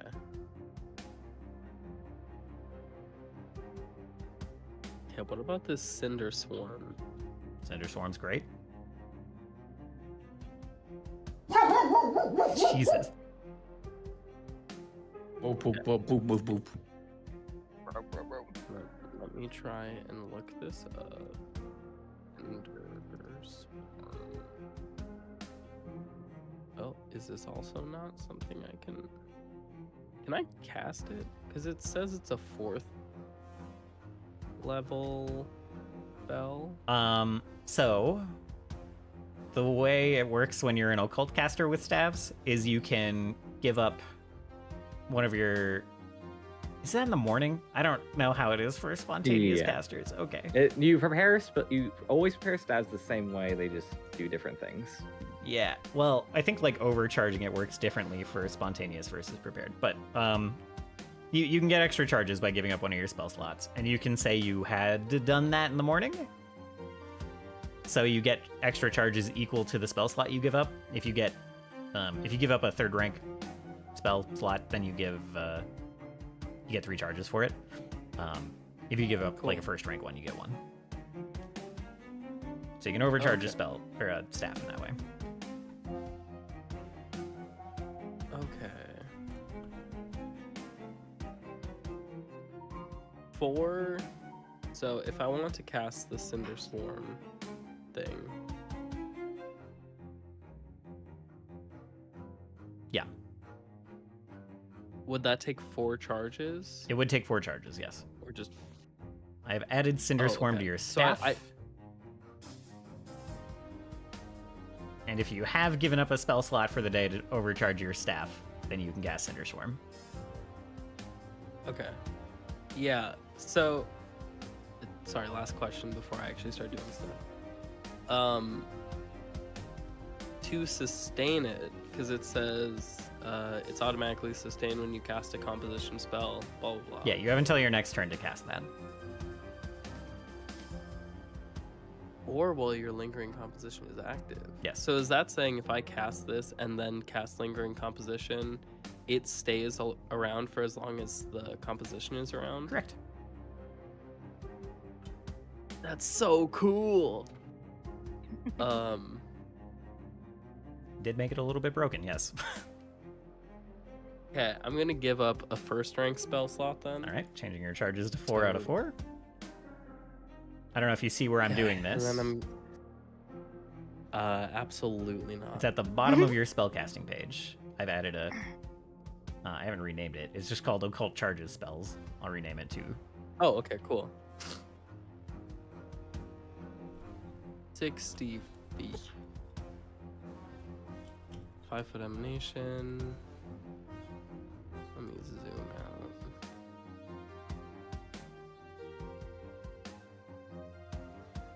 Okay, how far am I? Oh, 70 feet? Yeah. Yeah. Are you kidding me? Him, I have this cool thing. Wow, I'm too far away. Classic. This is annoying. Yeah, I feel you. Because I can't cast it, and I can't move, cast it, and cast Lingering Composition. You have until the end of your next turn to do the Lingering Composition. You don't need to sustain You the spell also on this turn. Yeah. I'll move. You do have to spend an action to actually sustain it, though, but then afterwards you don't actually have to do it anymore. Sure, right. Oh, I do, even though it's Um, automatically sustained. It's not automatically sustained until you actually cast the spell. But the way sustaining works is you sustain it every turn, so it's an action tax to keep doing it. Yeah. But I let the winding do some sustaining. Like his relic sustains it for him Yeah. when he casts supportive focus things. Yeah, so on the skill tree it says, Cinder Swarm is automatically sustained when you cast a composition spell, or while your lingering composition is active. Yes.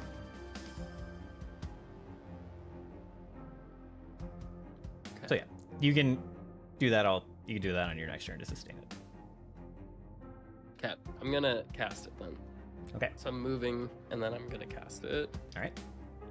So, do I place the 5 foot? Oh yeah. Can I hit both of them somehow? Not with a. Yeah. Oh yeah, actually. Here, let me. I'm seeing if I'm 60 feet from. Yeah, I'm exactly 60. All right. Okay. I pick a type of insect. Every flying ants a deal. Basic resistance fails direction of your choice.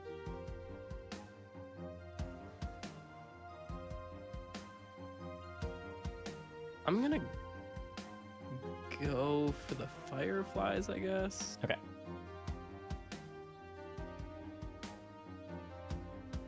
I feel like the elk probably has strong fortitude. But yeah, I'll do the fireflies. Okay. Go ahead and click the button. Let me click All right. button. And then roll damage. just Yeah. And then you roll a fortitude, right? Yes. Oh, that's pretty low. It's a little low.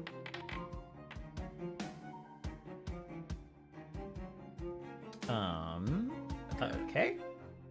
Apologize about that crit success, but the Dryad takes a No, it's failure and will take full damage and be blinded? Wow, okay.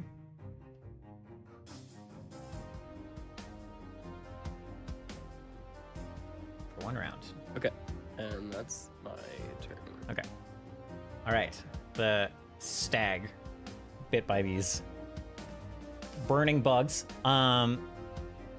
is going to kind of charge forward, charge through these plants, splashing water up as it does. And it is going to furious charge.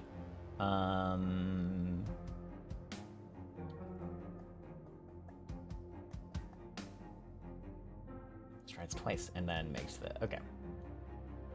So it kind of charges through. Just double checking its speed. Oh my goodness. Charges right to the back of the group. Kind of kicking scene on the way. Technically. I put myself here for a reason. technically goes all the way around. But on the way through and around, it is going to kick at scene with a hoof attack. Trying to stop this dreadful burning sound. And it misses! Fuck, dude.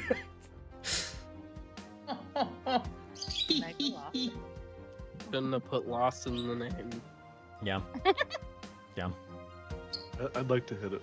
Give it a shot.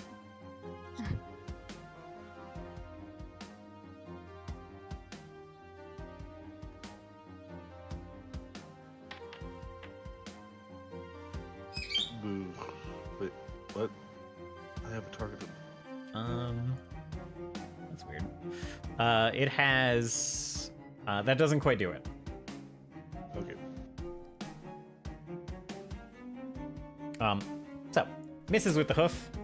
It angrily turns and tries to just gore you instead. Scene at -5.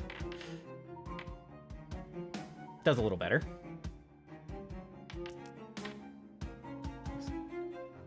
Very rude. Yeah.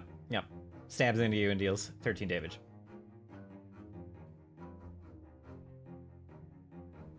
Where'd my tracker go? Sorry. Oh, and that's... Okay. Stairs, it is your turn. All right. Gonna move.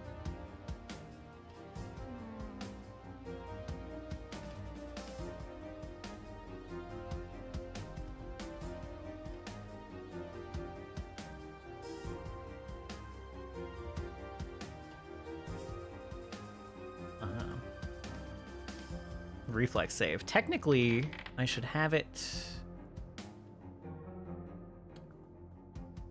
Technically, she is immobilized. Okay.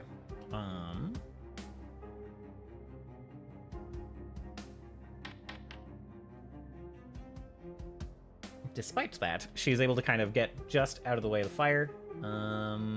Takes half damage. Correct. Okay. And then for my last action, I will.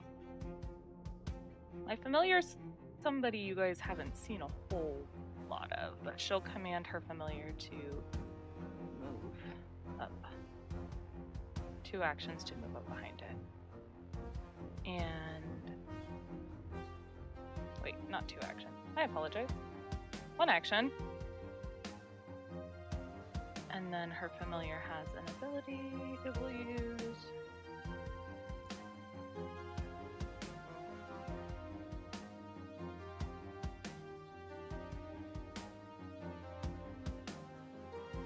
So 5-foot burst centered on my familiar deals 5 fire damage, because that's her persistent damage she's suffering with right now. Okay. Sorry, what is the... Let's see. So Right. it is, because she's suffering from persistent damage, my familiar, when I... Oh, it's when I cast or sustain a hex. It counts as sustaining it. Perhaps this will have to wait till my next turn if I misread this. Now you could have sent strikes forward. Yeah, you first, could right? have sent it forward yeah, and then okay. cast your Then- thing. There we go. Yeah. Okay. We'll do a little shuffling of my order here. But it creates a 5-foot burst around him of difficult terrain. That should have been centered on you, Strix. And the hazardous terrain deals damage equal to 5 of the same damage type as the one they're suffering from. Okay. Okay. Only... Complicated. Yeah. And that is... Yeah, okay. Okay, cool. Thank you.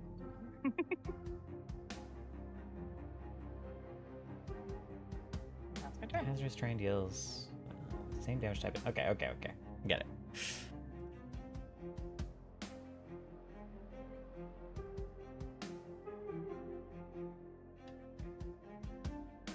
Turkon going in.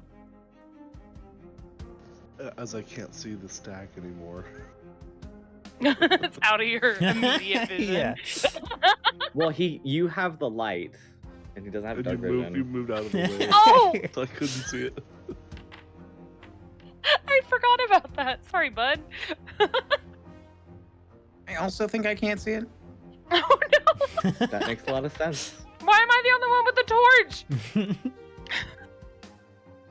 Didn't think you'd run away. It's a big room.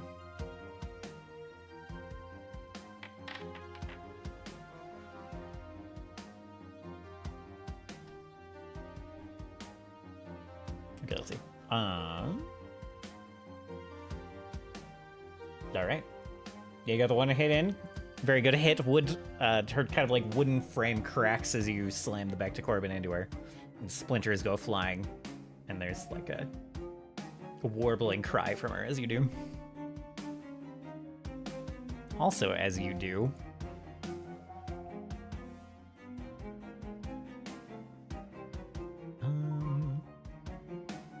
the branches, the wood in her form is not the only wood that cracks. As the branches above her suddenly move and sweep down towards you.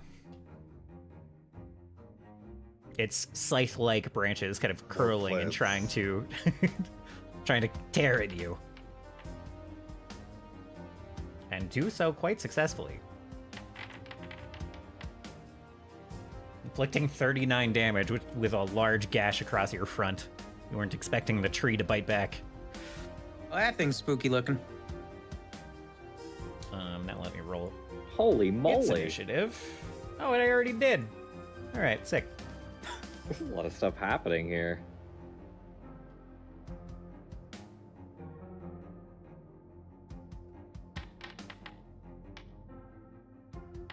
Turris, go ahead. Okay, can I substitute a torch with lighting my hand on fire and punching it?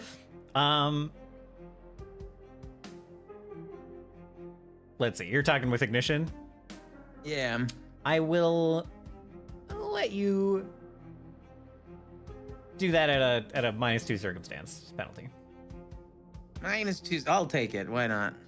What's the worst that can happen?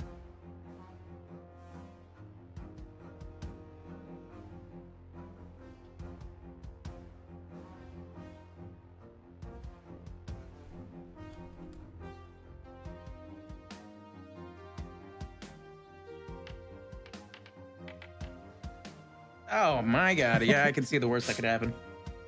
Well, actually, you can't. Funny joke. It is quite funny.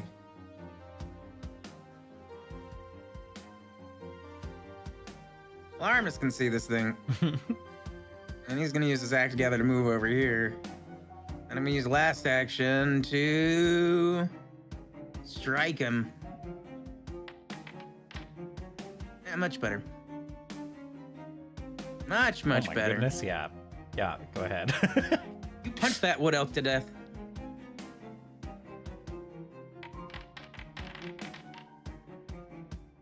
Yummy damage.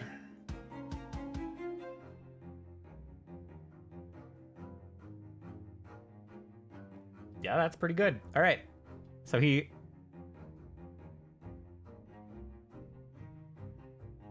Huh. So Armis punch slashes into this thing? So yeah, you using like the sword, not the punch? Oh yeah. Yeah. Yeah. So it kind of slashes into this thing, and the kind of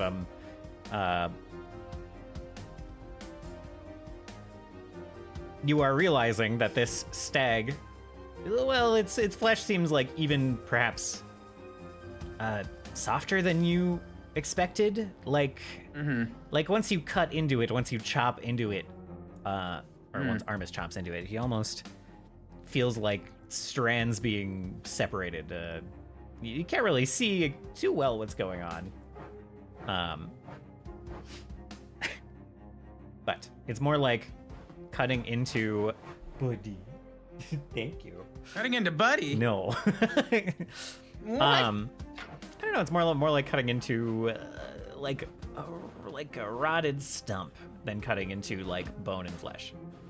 Yummy. Anyway. And Josu's demonstrating. Yeah. Well, trying. He's trying.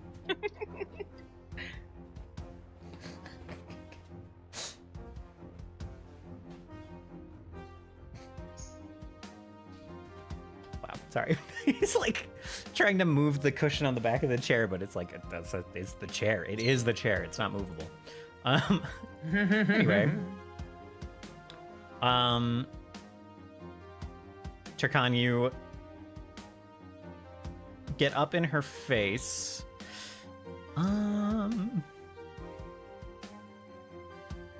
She is going to raise her right hand again and start casting a spell. Weaving these almost vine-like runes in the air.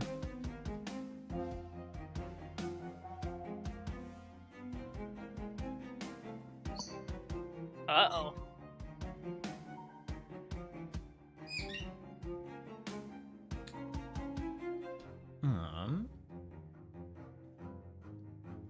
The one I was gonna summon, the art went away, and I don't know why. So we'll summon a different animal.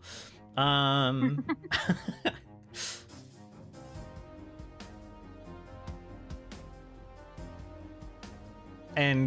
out of kind of one of the flowers on this tree that just like sliced at you, a creature kind of drops just behind Strix. A very diminutive creature hops into existence. Ew. Oh, I don't like that thing at all. It looks like a little mouse at first, a little harmless mouse. And then Yes. it's like Harmless. front maw just splits open in 3 directions, and you see this needle. Wow. You see, we're in the body horror phase of the campaign.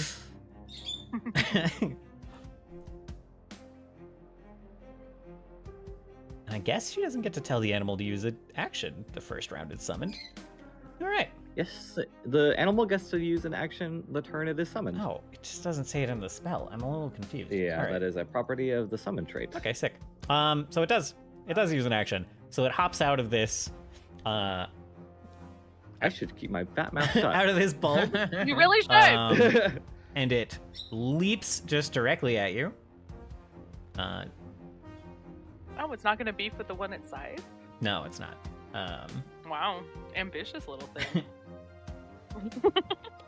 And tries to just embed this needle into you. And misses. You should go ahead. Interesting.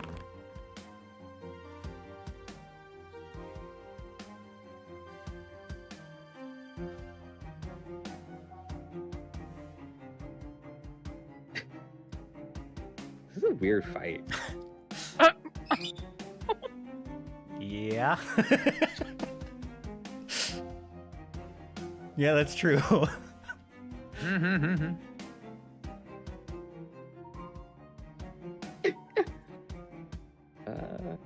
Here we go. Ah, Oh, okay. Sudden blight, So eh? that's a fortitude save from these two. Yeah, I can just roll damage then. Oh, It's fine.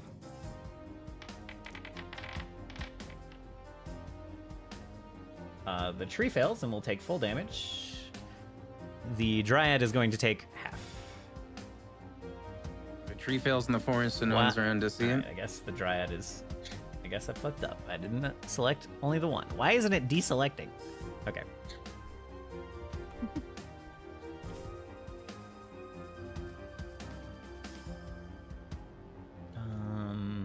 Afflicted by a disease. Takes my. Okay. It's only if they're afflicted by a disease. Okay. So this kind of a lot of the kind of darkened grass and moss and vines covering the ground in that corner start to like wither and dry up, and so does a good chunk of this scythe tree. Some of its smaller branches just cracking and falling out of its strange canopy.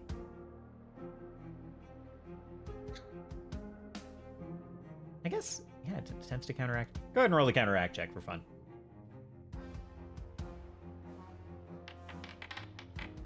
Jesus Oh. Christ. for fun. For fun, that's real fun. So all of that darkened moss and vines, and even like this little cluster of like darkened trees turn into kind of regular green trees for a moment before they dry up and wither. Nope. Yeah, and then I will time skip Turris. What's that do again? You are quickened. You are quickened. Ooh, that's good. And you can even step with it. That's a Yeah, this is the. It's one of my focus spells, so it's it's supposed to be good, but yeah, I will. That is the end of my turn. okay. Scene, go ahead.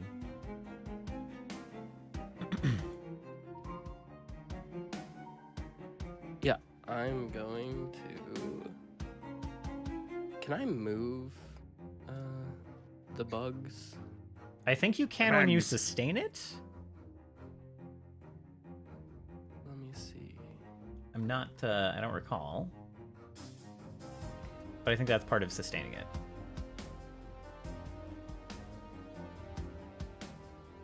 Pick all your enemies. In subsequent rounds, the first time you sustain the spell each round, you repeat the effect on the target and all your enemies in the insect area. I get. Oh yeah.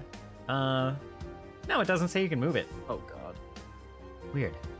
Well, They swarm the target if and I create an do it- aura around it. Yeah. So it's around the target that you cast it on. Which means it is moved. Let me move this. It's moved over to on top of you, but it only affects enemies, right? Yeah. The bugs follow your commands, so they only affect... oh, enemies in the aura. Yeah. Bugs. Buzz. Okay. That's cool. Yeah, so I'm going to lingering composition, Courageous Anthem. All right. Let me scroll back down. Performance check. Also, really quick, I need to check.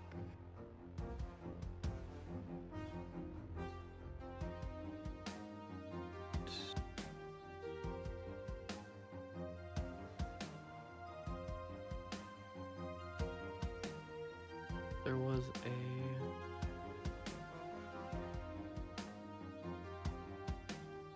okay. I've put my final point on the skill tree Okay. into something. Sorry, I... if I can't do the Flame Dancer one yet, I wanted to put it here, which gives me a +1 item bonus to performance checks. Which I don't think is calculated. That one might actually work. Roll it and we'll maybe see it on the bonuses. Oh, okay. Well, it's definitely a success. Might be a... Okay. There's DCs by level. You guys are 6. That is a crit success. And I don't see the bonus on it, so I'll fix that. Okay. So that is sustained. Also, everyone gets the Courageous Anthem.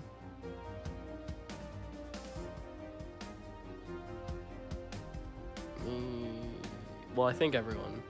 Yeah, check if Turkon is in range, but that's the only iffy one. Yep. All right. Yeah, he is. And then, sorry, let me scroll back up. No problem. While you're doing that, Steris, this vine above you, this strange fruit hanging from this tree, suddenly kind of swings towards you and tries to batter into you. And misses because my She was shits ready. can't roll above a 10. Sheesh. Was it swinging a whole deer at me? No, the deer is trying to make you the deer in that picture. Oh, okay. It Oh, can't. that's also awful. That's also awful. Oh, wow. Do I get to pick? Oh, It swings Uh-oh. back, and the second round is, the second round lands. And you take 24 damage Wow. as this strange melon kind of like... It looks like overripe by like a couple of weeks, and the skin just breaks, and the kind of gross fruit like smashes into you, and all of these Oh. hooks inside sink into you. oh, And it is attached to you. oh! Attach. That's disgusting. It is The hook melon? It is off guard while it is attached, but it can do things like steal your movement and try to make you move. Oh, yeah. Yeah. I guess as a free action, it's going to detach itself from the vine and be attached to you, and it moves you just into the water with it attached. What the? And moves you just underwater. Oh. This fruit's trying to drown her. Literally. Uh-oh. And that's its turn. Whenever. Seeing what you can finish your turn whenever. Uh-huh. Yeah, whatever. fine. Can you roll the reflex? Yeah, big quick man's question. reflex save. I think I can I can pick the insect type. Yes. Yeah, you every can pick time the I insect type sustain every it, time. right? Okay. So I'm gonna do fire ants this time. Okay. So then you just need to roll that reflex save, but here's the base damage. Yeah. Oh, it looks like Ooh. he's gonna regular succeed. Okay. Damage plus. Okay, that makes sense. Stairs, sorry, you're technically 5 feet under, 5 feet down. Oh, that makes the map Yeah. so fucking weird. Okay, never mind. Amazing. we're gonna back up that. I'll Technically, just close one of my eyes. technically you're 5 feet down. Okay, he takes half of this. Okay, there's the damage. All right, and it's persistently burning. And that'll be sustained for 4 rounds. Okay, How long do we get Courageous Anthem for? 4 rounds. 4 rounds. I was like, oh, that's exactly what you're talking about. Okay, cool. Well, I was talking about that and the bugs because it's the same. Oh, okay.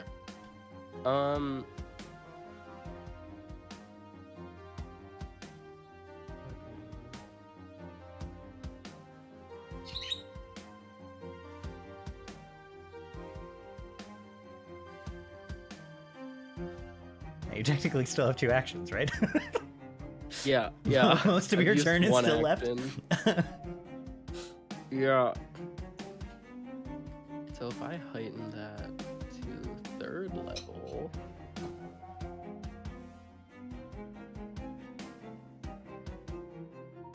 Will save.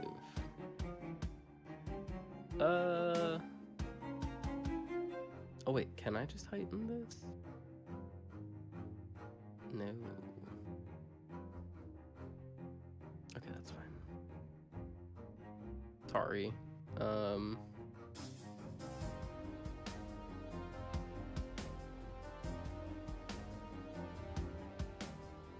I feel like I need to get away from this thing or try and kill it, but I would say the next person can go while you're figuring this out, but the next person is the stag, so. yeah, that's Hmm.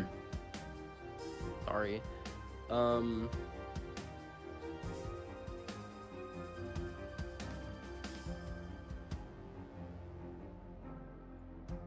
Okay, I think I'm gonna just do this. All right. I'm gonna lose times arrow.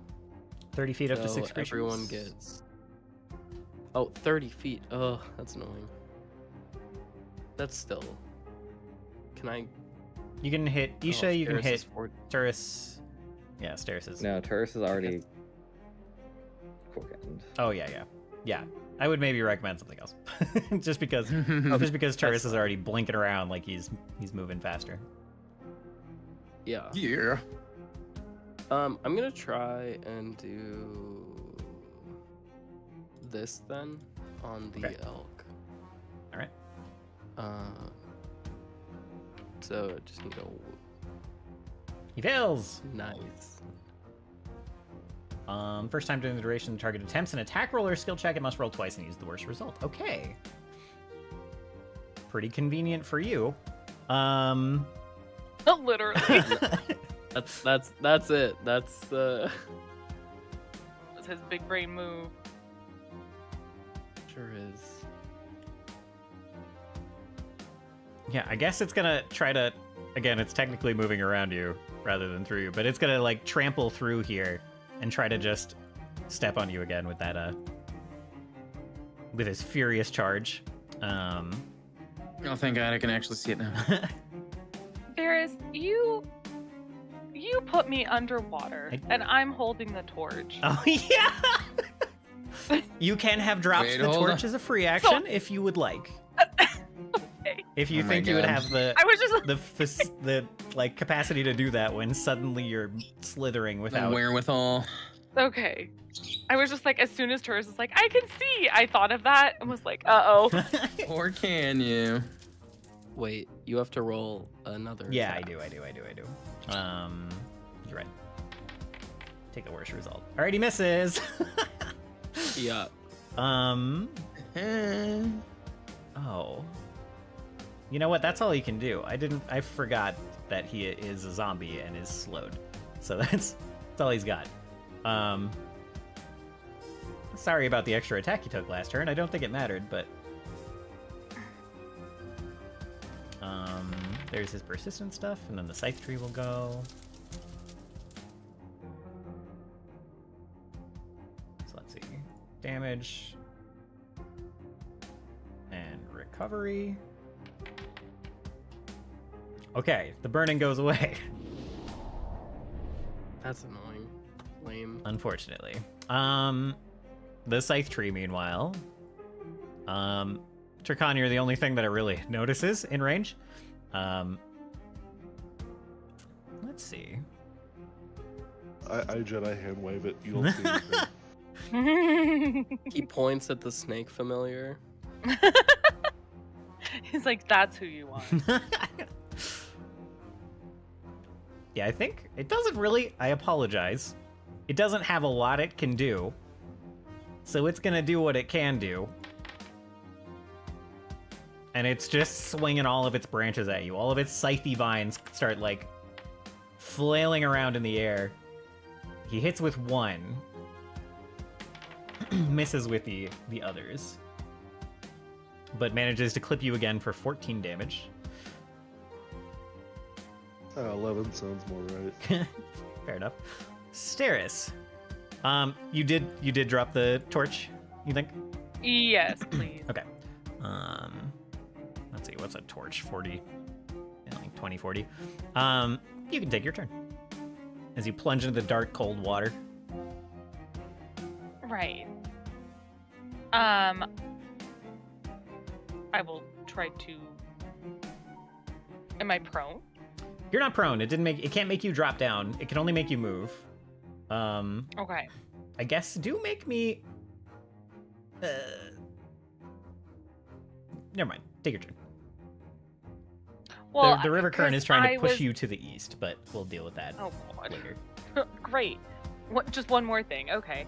Well, my number one concern is getting my head above water. Yep. Because you said I was 5 feet down. Yep, valid. So I will do an athletics check to try to get out of the grip of this thing. Okay. All right.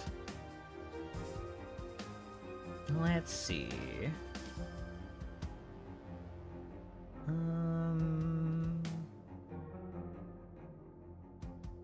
That doesn't quite do it, unfortunately. Okay. If I can't get away from it. And technically, Oh, never mind. Escape checks are fine. okay. This thing is just attached to me, so I can move? Yes. You think? Okay. I think. Okay. I will attempt to move the 5 feet up to get my head above water. Okay. And then I will attempt to move to, like, the bank. I'm assuming it's difficult terrain? Yeah, it will be difficult terrain to get out. Okay. As you go to try to move, Uh-oh. he uses his one reaction to just push you this way 15 feet instead. Kind of just, like, makes you slither along the bottom this way. Great. But it only has one reaction. Okay. Woohoo! Okay, so then I guess my last action is trying to get my head above water. All right. So, I guess I'll come up here. Yeah. So you pop your head back above water as you're, like, starting to lose breath because your constitution is it's okay. Yeah, you just in time. You, like, pop back up after using some breaths to try to move around. Pop back up and, like, take a deep breath out of the water. Turkon Steris pops out of the water and, like, attached to her, like, left shoulder is just this big gross melon with, like, a severed vine, like, dug into Well, Steris' since it skin. moved into my range, I can swipe at it. yeah. Nah, force movement doesn't trigger it, unfortunately. Wow. Darn, that would have been super big brain of me if that were the case. I'll take you to someone who can hit you. So that's my turn, and unfortunately, because of all the actions that got eaten up, I can't sustain my hex. So the Dryad's burning goes bye-bye. Okay, I don't even think I hit the burning damage for it earlier. I think I messed that up. I think I missed it. So if you want to just like roll, I can find what it is. I'll do that in a sec. I owe you some burn damage from it. Oh, okay. Thanks. So Turkon, in your rage, you are getting a look at this melon attached to Steris, and do not immediately see a similar melon hanging from the tree behind you, swinging in your direction. My God. It critically We're misses. being attacked by the melon. You don't have anything that triggers on a critical miss, right? I don't think so. Okay. This tree Just the is very dumb reactive strike. and reacts to the critical miss of this thing and tries to swipe at the melon.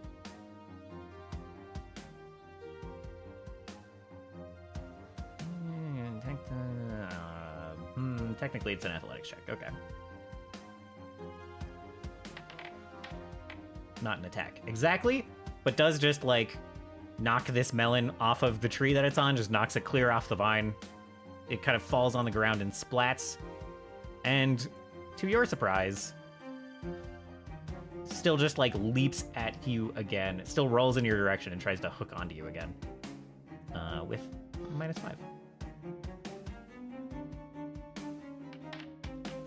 And misses. And... I guess... I don't know. They're kind of dumb. They're just going to do it again. They're going to miss. It's fine. Another critical miss. Yep. Turkon, go ahead. You're getting rather surrounded by strange plants. A strange mouse. I am. For But real, though. I want to kill the strangest plant in front of me. Well, that is a hit. 5 times. I'm just gonna say the Dryad takes 3 fire damage before it expires for the persistent. That sounds good to me. And the difficult... Oh no, the difficult terrain stays. Never mind. Yes. Alright, so you slammed the back to Corbin in once. Oh my god. Ooh, Dumb tree. hold up. Using its reaction on the turn that Turkon gets a critical miss. Alright, you turn it into a hit. Good job.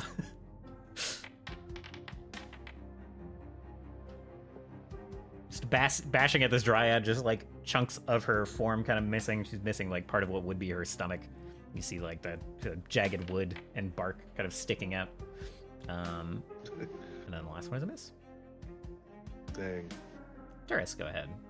You are quickened. You have an extra stride, strike, or step if you want. I'm gonna stride, strike, and step on over here. All right. So now I can see this thing. And then I'm going to act together.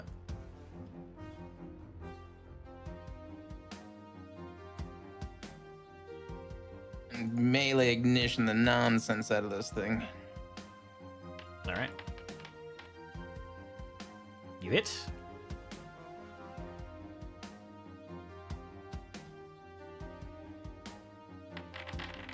Fire, fire, fire! The kind of soggy, rotted wood that makes up this thing's form does not seem to catch flame when you hit it with this. It takes full damage, but no, you know, it's not dry tinder. Right. But plenty effective. It's kind of an acrid You know what else smoke is when effective? you hit it with the fire. A punch is effective. Yeah.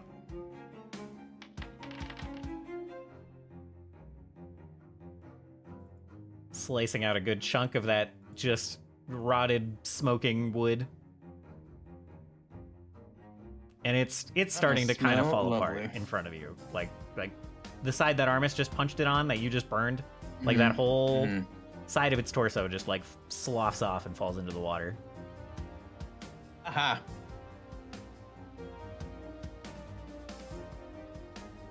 Finish it, Amos.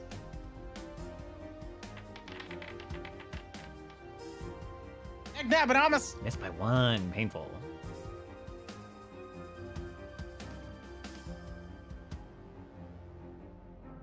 That's my turn. All right. Dryad's turn.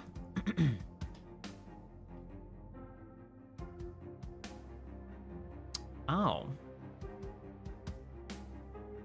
She is out of staff charges. Very well. She will cast one of her own spells.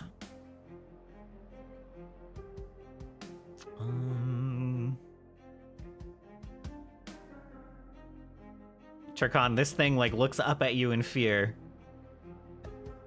as you bash away at it, and it tries to share some of that fear with you. Go ahead and make a will save.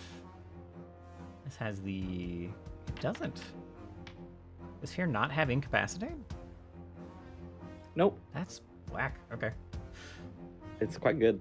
You succeed. You are still frightened 1. You're a little scared. This thing does still look quite freakish. You've like hammered away half its body and it's still just standing there hissing at you. So it manages to share some of its fear with you and then it takes a swipe.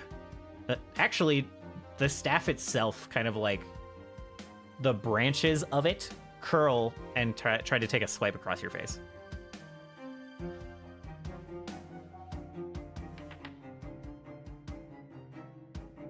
Oh my god, hit by 0. Josie, I know, buddy. Oh my goodness. Bork, bork, bork, bork, bork, bork, bork, bork. And now, could you please make me a fortitude save?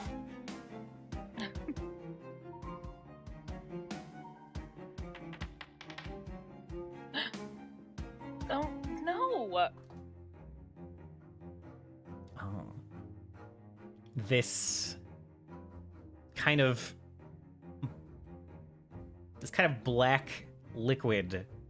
This black coating that seems to cover all of like the wood and plant matter in here, like gets rubbed into the wound, and you find it kind of like making you feel numb and then actively weak and a little sick as it drains some of the strength from you.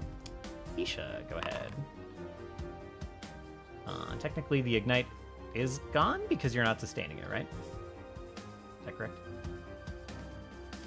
Oh, right. Is the ignite from Steris or is the ignite from Isha? I do not have a persistent damage Okay. effect on anything.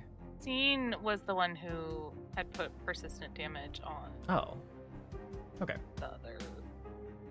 But yeah, the one on the Dryad's done because I did not sustain my hex. Interesting. Very interesting.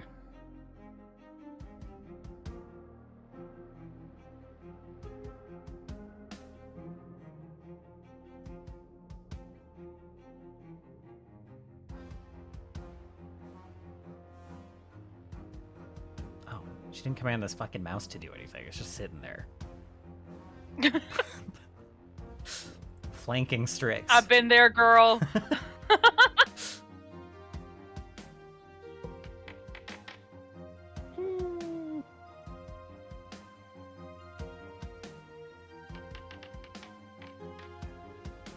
Oh no. Okay. Well, I tried. I'm sorry. It's fine. I hate that mouse thing so much. Yeah. Just don't look at it. It's fine. At least you don't have a hook melon stuck to you. The hook melon is a little crazy. Okay. It'd be really nice if it would stop being stuck to me. I don't want to get hook melon, so I'm trying to stay away from it. You know, smart. Well, there's a big.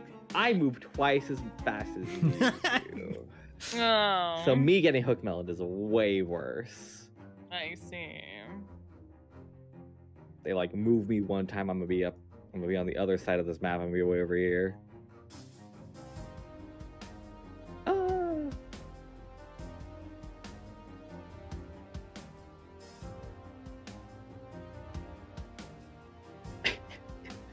I can't believe I just missed. It's kind of crazy.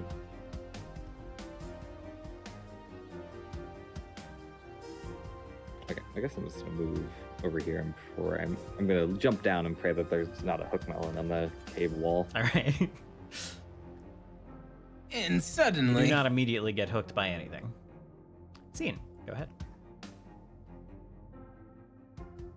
Sweet. I'm gonna start off with sustaining. Or with, Yeah. with the ants. Okay. Shoot. I wish there was a way I could just copy the message. Like, make it- you wanna reflex save, right? yeah. Okay. Rolls a 17, which is a failure, which means it takes full, what, 3d6? Here, I'll roll the damage. Okay. Don't roll once.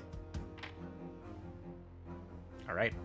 I rolled a 1. By the way, Turris, you're only quickened for the 1 round, so you're no longer quickened. nuh-uh. And this was the fire ants, right? They just start to Yeah. like eat into this thing's like rotting form, and you see them already like burrowing holes, and like one of its legs that was already quite injured just like kind of falls off and disintegrates, and it kind of like slouches to the side and like hits the wall, and also disintegrates, and there's just like a vaguely stag-like shape of like moss and like rotted plant matter and wood that like kind of sticks to the wall and like tumbles to the ground. Yeah, Scene would take a sec and just like look at the loot and be like, "That was metal as hell," and then like pat it, and then I'm gonna do the rest of my turn. Truly fire.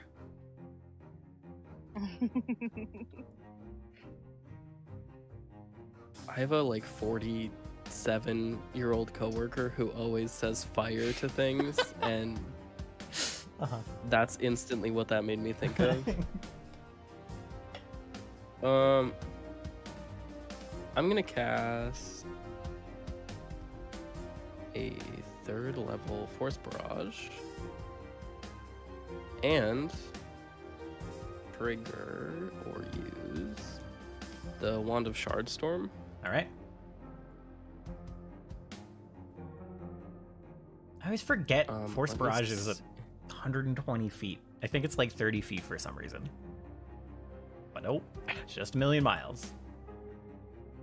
I'm gonna do. Oh wait, if we kill the Dryad, do these things die? Scene's gonna test this theory. I'm just gonna shoot the Dryad 6 times. All right.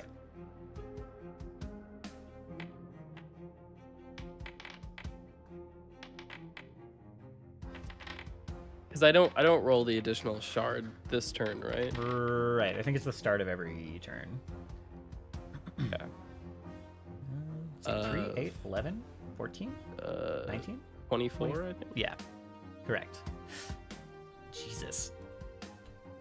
So yeah, as you guys have seen multiple times so far, Scene like strikes a chord, and these rhythmic 6 bolts just like fly from Scene and like arc around Turkon and just blast more chunks of wood off of this Dryad. She is still standing, but she like doubles over, basically only still standing because she's attached to the staff at this point.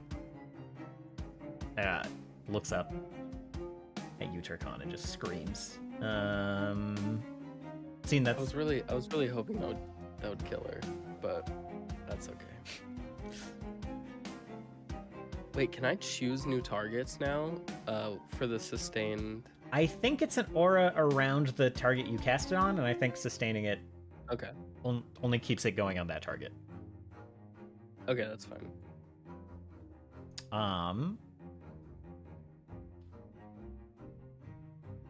Stairs, I apologize for this. Oh God. Steers you right back underwater. Of course. And then This hook melon really has effective strategy. I have to give it to it. and then it is just going to try to, like, this kind of vestigial vine from where it was like hanging on the branch of the tree, just like scratches at you twice. Misses once. Misses twice. All right, doesn't knock the air out of you. Great. Scythe's turn. As discussed, this thing does not have a deep strategy itself. Yeah, it doesn't really have any special abilities, so, swing, swing, swing! Oh my god, a 1 and a 20. I Wow. will delay the crit. Okay. Yeah, I saw I saw you swing. So there was a million things. I was like, oh, there's a crit in there. Okay. All right. Goodbye. Sarahs, go ahead. Okay. Turkon, this sandy gonna- form of yourself appears in front of you and buffets a particularly vicious strike. I already know how this first little combo is gonna go, but I'll say it anyway. I'm gonna try to move. All right. It's gonna steer me. Where am I going? Try to make an athletics check for me. Okay. I guess I'll probably have it'll be at a penalty because you're trying to fight it moving you this way.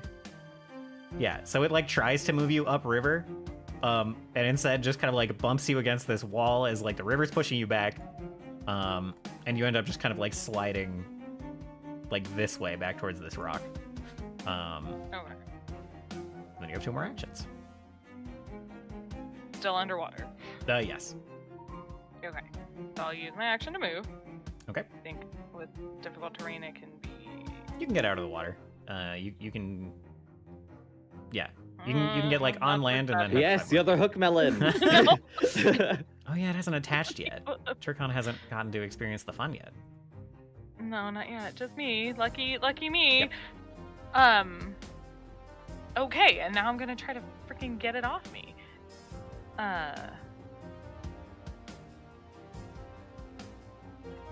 Suppose I'm like, am I gonna have more luck killing it or? Right, here's-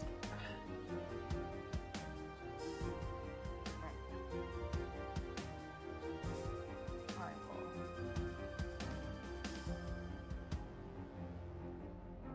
Have my hair start attacking it Oh, no. and miss. If it helps. I'll use a hero point. Okay. What? I was gonna say the 3 would not have gotten you out of it either. Ah! All right. Well, you're out of range of the safe tree, so it doesn't take advantage of the critical miss. Oh. Incredible.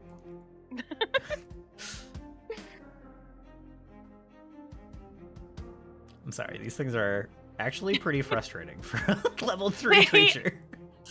Tell me about it. I didn't think it would be quite so much. All right, this one, Turkon, it tries to roll into you with its hooky flesh. Oh my god.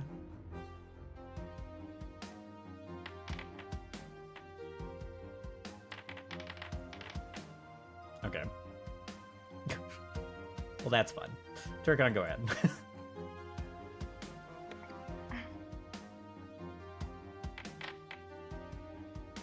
Oh my lord. Okay. Appropriate.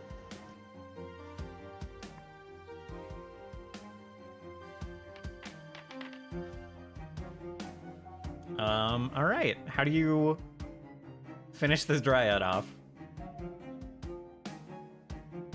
Well, I think he just kind of like impales it with the pointy part of the Beck Corbin Yeah. and flips it over behind him, Yeah. straight into the, well, I guess more off to the side, into the one that's been missing constantly.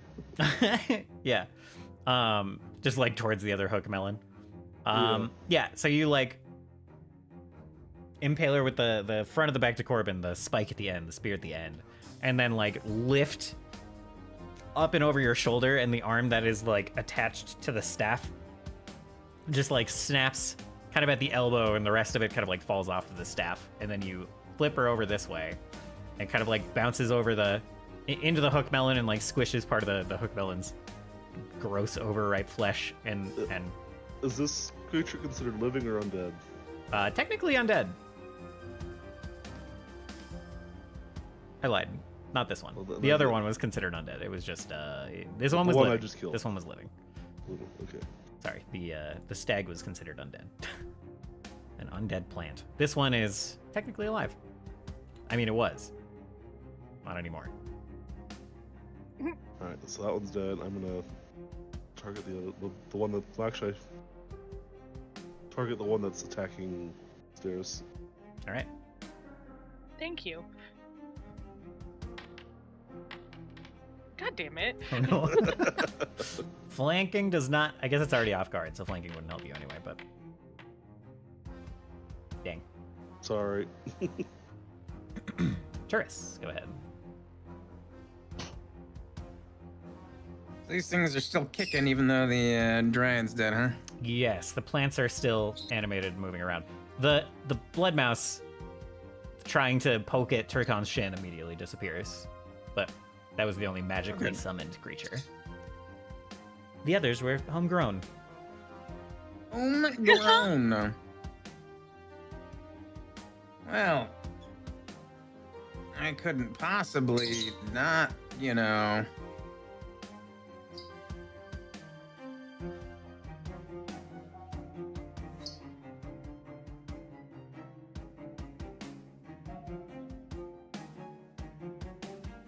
Whatever I can get. I don't think I can get that old melon without getting Turkon. Actually, maybe? Do I get it if I, like, put it right there? Without getting Turkon? That would be a slight miss on it. Slight miss, okay. Well, then in that case, I'll just... It would hit the I scythe gotta tree, move it. but it wouldn't hit the melon. Yeah, I'm just gonna... Just do it. I'm just gonna put the brunt of it on the scythe tree then. All right. Reflex save. That is a fail. Almost a crit fail. So close.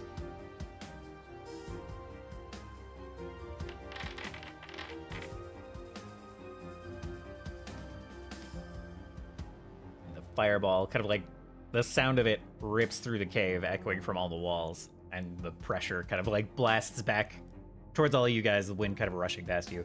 The tree, the already kind of blackened tree, is just entirely scorched on one side.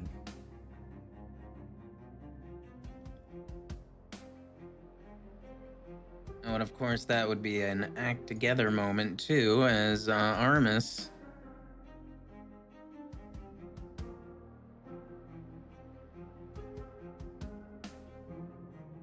If you get next to stairs, you can technically hit the melon. Yeah, I could get right there. Gotcha. As close as I can get. Only got one more Actione. And I guess I'll just use it to get my boys into position here for next turn.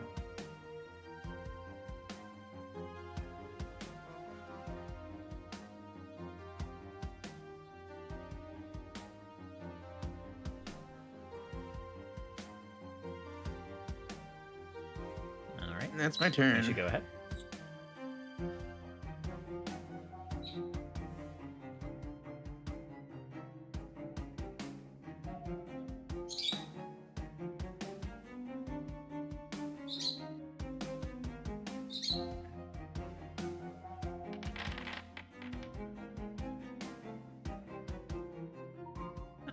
Turkani should give There you you go, order. Nice. Turkon. How long does fear last? Is it just one turn? Yeah. If he succeeds, So yeah, it it's goes down one by- turn, and if he fails, it's a minute. Fear. It says, yeah, unless specified, it goes down by one per turn. Yeah.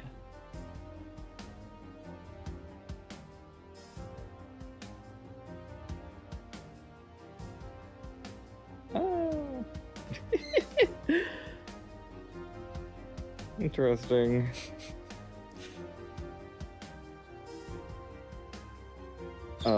I guess I will stop concentrating on delay consequence. Oh yeah, technically Turkon was supposed to take that crit damage, huh?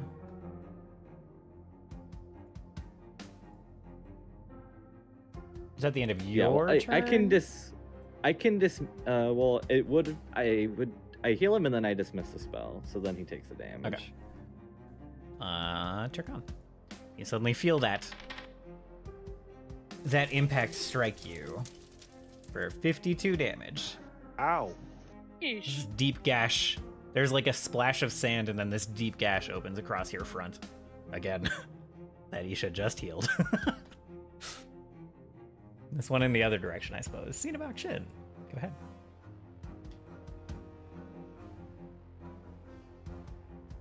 Yeah. I'm sad to see that killing the Dryad did not kill the Got rid of a whole blood mouse. surrounding horrors.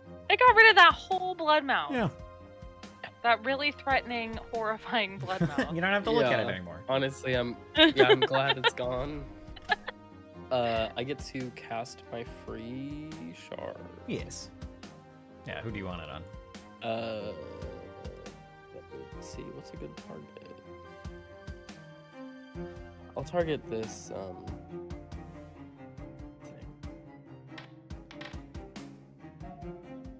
All right. Blam.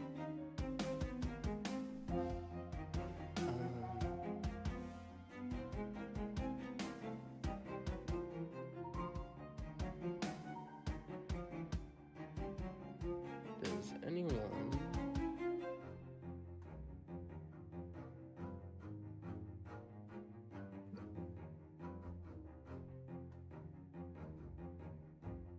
Turkon and Steris, how are you guys doing on health? We're both about the same. Okay. I'm currently 37 points down. Okay.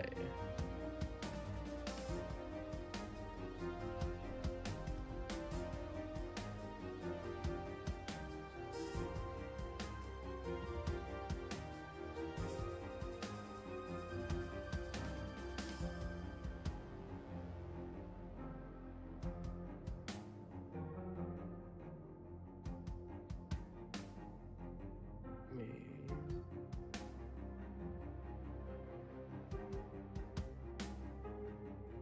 I have to move closer to do this, so here.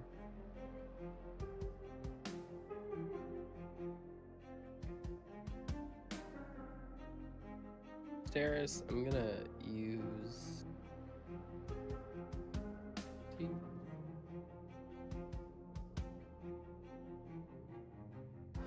I'll use a second level soothe on you. Thanks.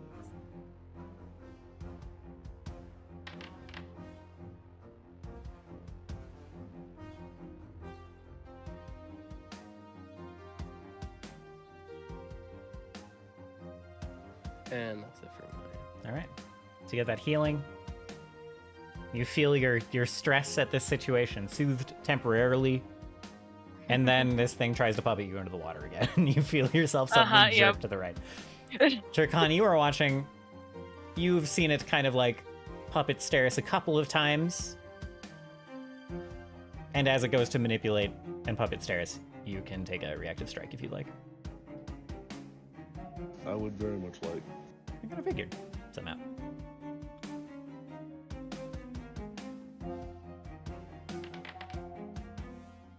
Wow. There you go.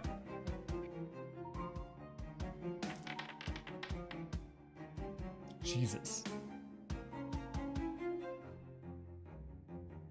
Okay. All right. I think the crit kind of like stops it from doing what it was going to do. Stops it from dragging Steris into the water again. Yes, it interrupts the action. Yeah. Oh. So it's just going to try to whap at Steris instead. With a branch. I disrupt the action, yep. Hits once. Little scratch. For 6 damage. Wow. Alright, Scythe Tree. I guess the Hook Melon can't reach you. This is not technically flanking, so. Tries to swing out once again.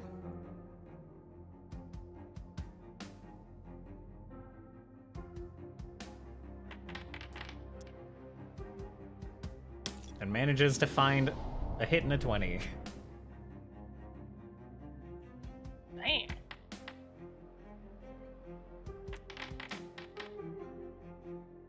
Uh, 14 damage and then 34. One just like along your back. The other kind of like hooking around your neck and trying to like grab and strangle you with this bladed vine. Stairs, go ahead. I may have accidentally deleted Turris. Oh. I think I was right there.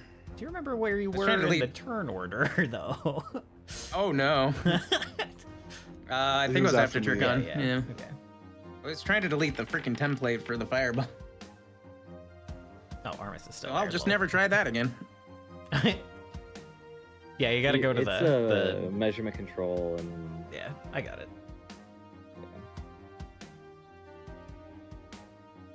Let's see. Is that a heal for That's a heal for Turkon. Okay.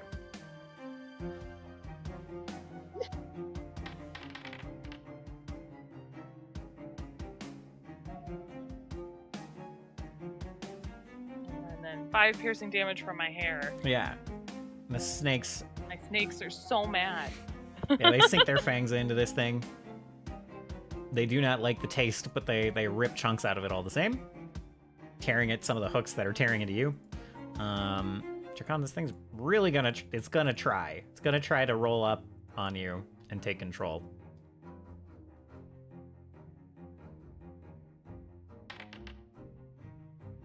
Oh my god. Uh-oh. It does. It like rolls up, Another puppet. attaches itself to like your leg, and you feel these claws just like sink into your skin. It doesn't do a ton of damage. Deals 10 damage. But then you very suddenly feel your legs move without you controlling it, and it walks you into the water. It cannot see, it does not realize that your head is still above the water. It's like, yeah, I'm so effective. Yep. And it snaps at you again with the branch and misses. Dryad is dead. I will remove them. Turkon, your turn. And Turris, I'll get you in the tracker. Alright, so sorry, what's the procedure to get rid of this thing? Really hard escape check or kill it. Pretty much that, Oh, yeah. Okay. Well, I want to pickpocket it. I think you're the only thing in its pocket right now. Yeah, true.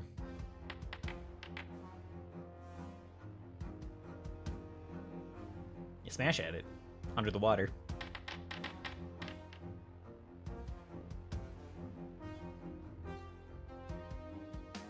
Your bludgeoning damage seems to do a good job of smashing. The melon kind of like flattens a little under the hammerhead. I'm gonna go Gallagher on its butt.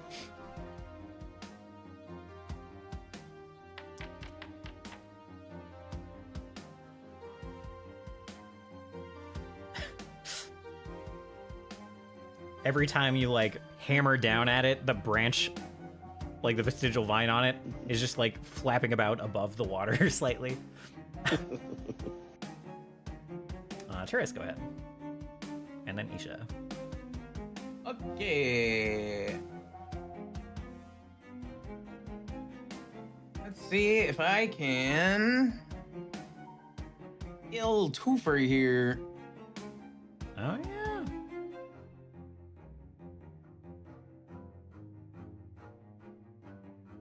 I'll let that work. I'll say that Steris doesn't have to roll a reflex on that. That's fine. You feel like you picked on me enough. Wow, they both crit fail. Double crit fail. The same let's number. go. Oh shit! technically the other melon's like under the water, and it's fine. These things have way too much health. I'm gonna let it go. I just roll damage as normal. Yeah. Yeah.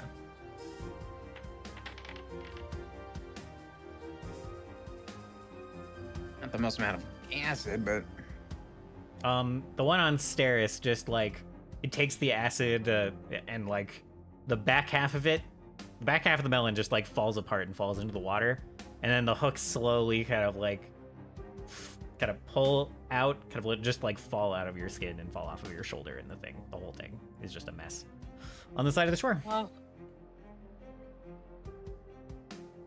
Finally. mm-hmm.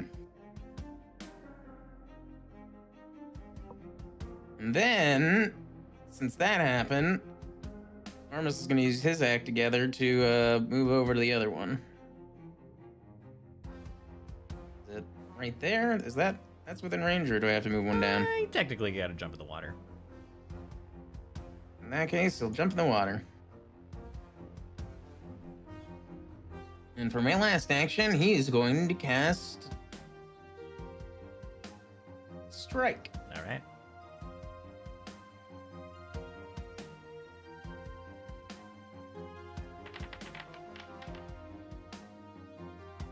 Successful spell. Mmm.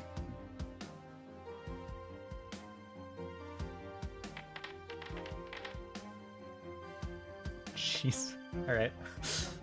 So Armus jumps in the water. You see like the top little decoration on top of his helm, still just like poking under the current, and you see his fist go up above the water and then splash down into the water, and then a moment later, this gross fruit floats to the surface and starts like just floating this way. Double melon crit, let's go. Double melon crit. And everyone kind of looks over and sees only the scythe tree remaining in the corner, looming above Strix. The scariest I guy. know. my little guy is just holding his own. He's out of his line of sight. That's why. Yep. He's so close the tree can't see it.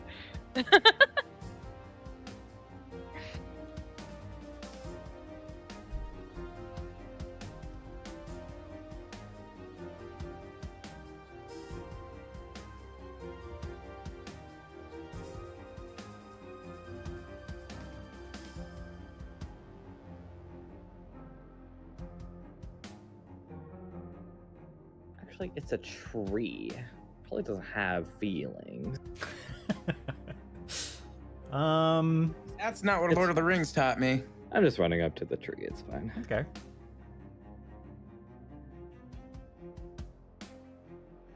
Lord of the Rings said that all trees feel. And so did Fern Gully. This one definitely, if you put your hand on it, there'll definitely be a weird oily handprint.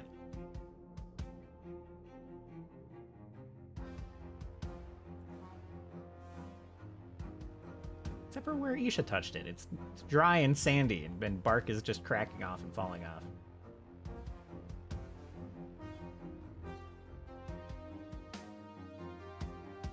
There's so many different like traits and shit in this fight. Something else in this fight had void healing. It's not this one. But I had to double check. The zombie. Yeah. Scene go ahead. Okay. I get my free force barrage. Where did that go?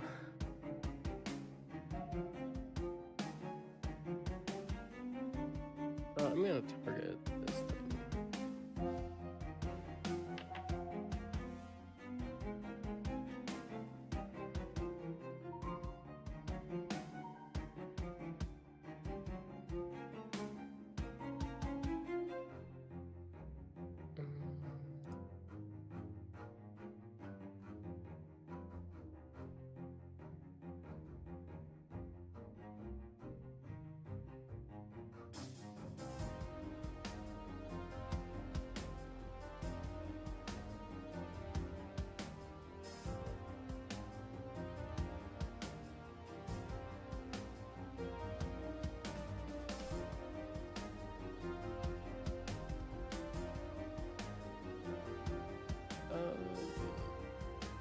I think I'm just gonna force barrage. All right. To make it Ooh. really simple. I rank 3 force barrage. Yeah. Burning through my level 3 slots. I think this is my last one, technically.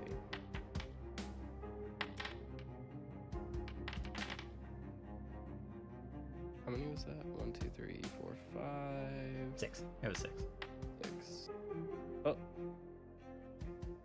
I think. Because I see 6, 12, 15, 18, 21, 25. So that was 6. And then that last one would be 7? Should be... How many should it be? it should be 6 plus the free one.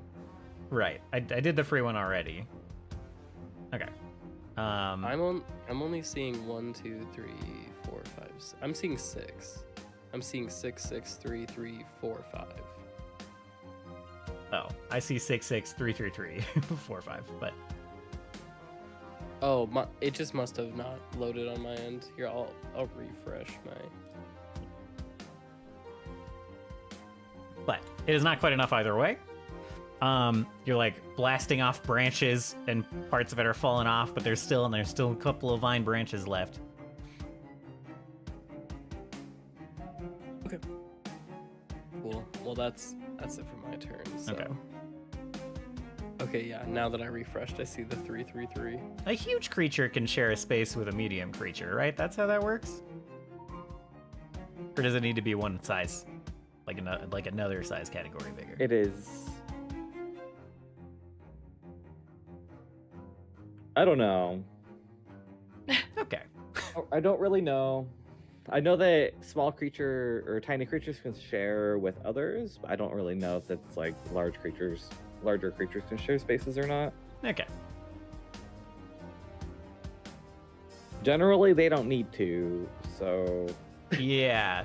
Well, this thing, like, tears its roots from the ground and starts ambulating past and over you, Isha. And as it's, like, moving, it's going to take one more scythe swipe at Turkan.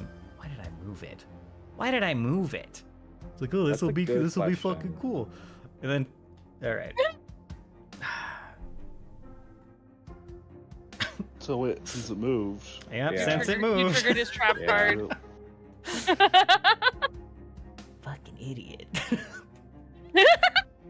Watch me miss. Please do. Oh no! Okay. Takes one Do you not have a hero swipe points? at you. I already used it. Wow. Hits at a 15. Sorry, not for 15. Or whatever. It hits you for 15. It does end up hitting you for 15 damage. And then another one takes a swipe at Steris. Trying real hard to take your head off, apparently. Deals 21 damage with a crit. It rolled quite poorly. Now it is your turn. Now it is my turn. Oh, All right. It would have been sick if the max damage, persistent damage roll had killed it. Not that would have been sick. not quite. I think with where I'm at, this isn't going to hit Isha, hopefully. Yeah. I mean, I'm at full HP. Okay, you can take a little fire. Yeah, I'm not really afraid if you hit me. It fails. It takes full damage. And as it moves forward and like this scythe swipe slashes across your neck, you turn and just breathe fire. You open your mouth and fire pours out. And like those vines kind of like rise into the air and then fire engulfs the tree and just kind of like it comes to a stop and stops moving. Its bark turning to ash and cinders kind of roiling up its form. The tree also defeated. Woot.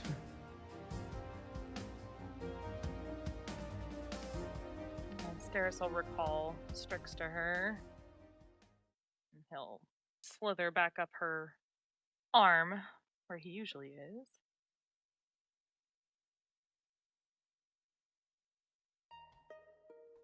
And she'll move to... Is the weapon on the Dryad's corpse? No, it is still. I'm gonna Over remove here. the tree. He doesn't. Oh, thank Tree you. doesn't have any loot. I apologize. Yeah, oh, you're good. Neither does the Dryad, but we'll leave it there for the sake of it. There it I mean, technically it has. Don't loot the Dryad.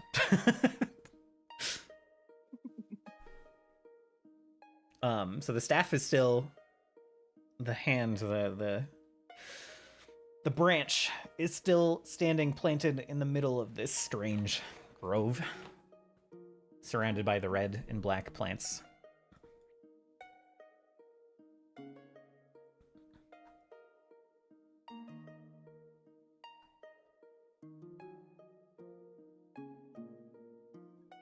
With Isha sitting right next to it, actually, yeah.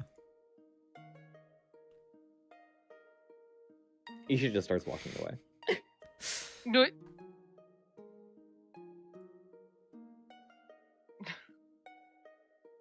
Sarahs will observe Isha walking away, roll her eyes behind her veil, and approach the weapon. Okay. Also same. I'm getting out of the water. Yeah. Wet steppies. I'm just gonna lean against the wall up here. All right.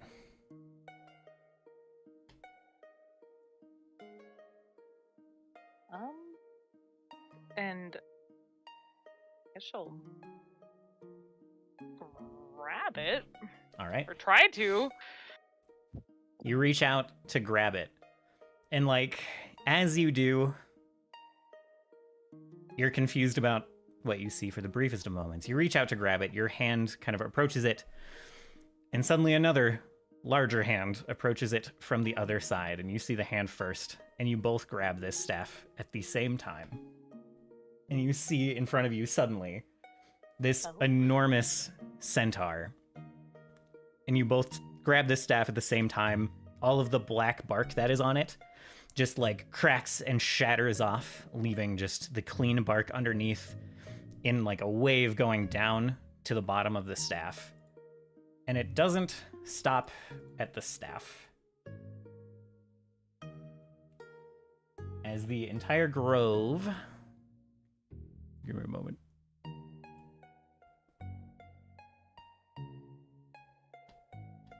I deleted the wrong one. Great. Stand by.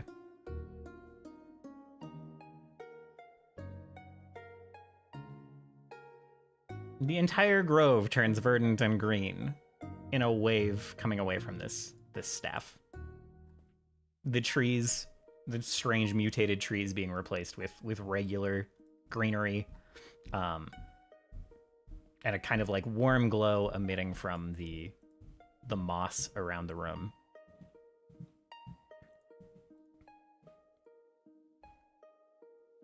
And the centaur looks down at you. You see now this creature, this huge creature with the body of a deer, but the facial features of an elf. And she speaks in this deep voice, this deep, earthy, warm voice. It says, "Sister under the bough.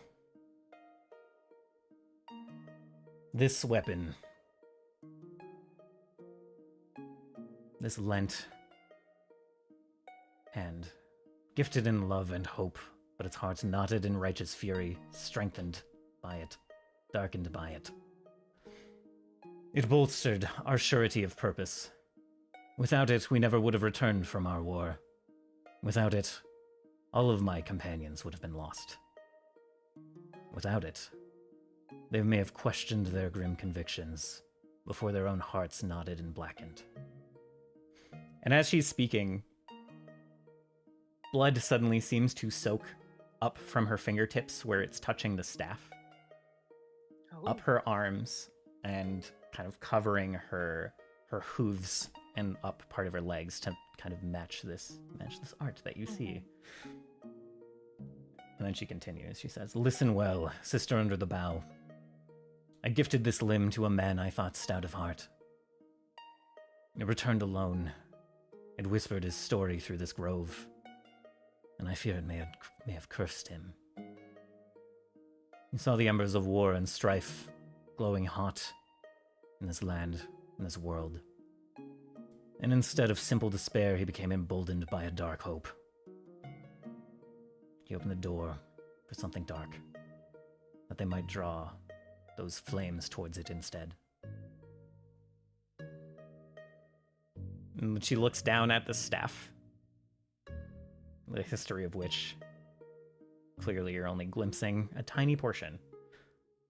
She says, "I gift this to you, sister under the bough. For in your hands I sent it can do great good. But mind your own fury." And where the centaur once stood, suddenly you blink and there is nothing. Oh. Did everyone else see that too? Or is that Yes. just stairs? Oh. Okay, so if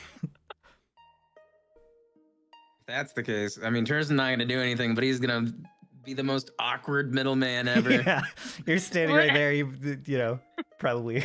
Yeah, Just kind of has his hands up like everything is okay, I think. definitely a moment of alarm, I would say. Yeah. And the kind of like last bit of blackened bark holding this staff to the ground breaks away. And you should now have the Dryad's Gift in your inventory. Yeah. That was a good creature, right? Obviously. Otherwise, we'd be dead right now. Maybe. They provided us powerful gift. One I'll use wisely. She kind of will bow a bit reverently towards where the centaur was and take the staff. Okay. Well, just be careful, considering what you mentioned about its previous owner. It is warm to the touch when you pick it up.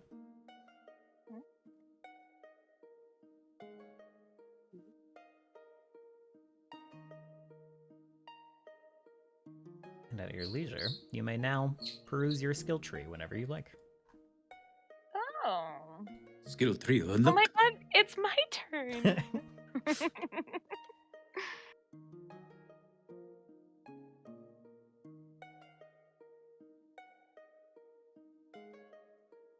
And the staff does literally look...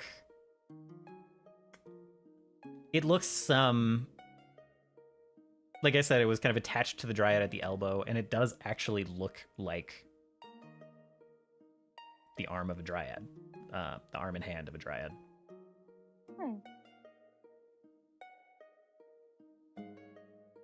The kind of branches at the top almost forming fingers.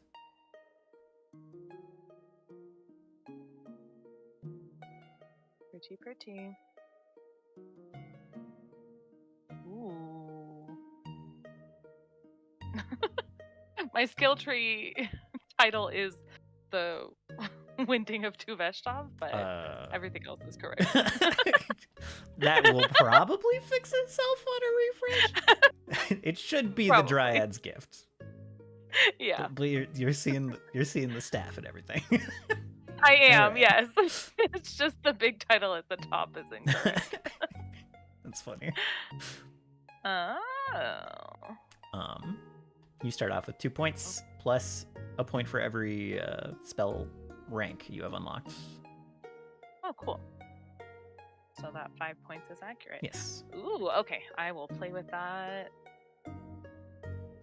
Yeah, in general, the bottom adjusts the spells known, quote unquote, by the staff, and then the top stuff is like separate abilities that aren't like spell related. Mm.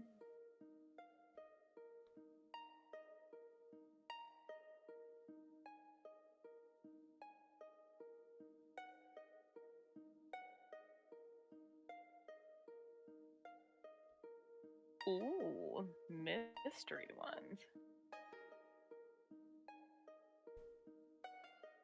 Okay, I don't want to hold up our whole session because I'm looking at all the options.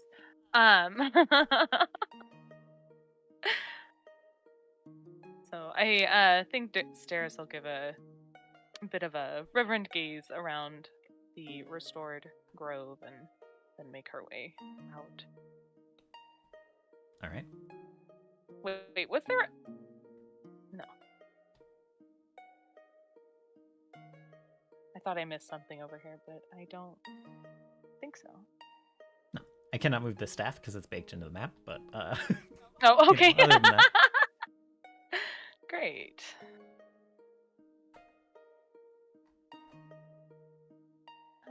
Actually, I'll take a few minutes to treat wounds on Turkon. okay. Or I guess, wait. Do I have the shortened version? I can't remember. It only ever takes 10 minutes to treat wounds. Oh, okay. It's just the immunity usually lasts for an hour. That's what it was.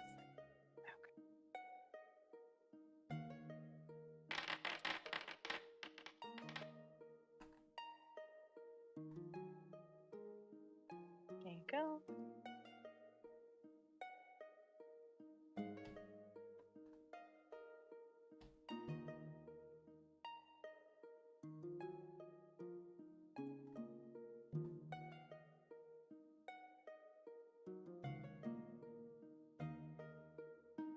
And then she'll start making her way out. All right. I imagine. Oh, now that I can see things. Yeah, obviously the kind of like warm sun-like glow of the grove kind of should fade as you head this way on the map, but you know.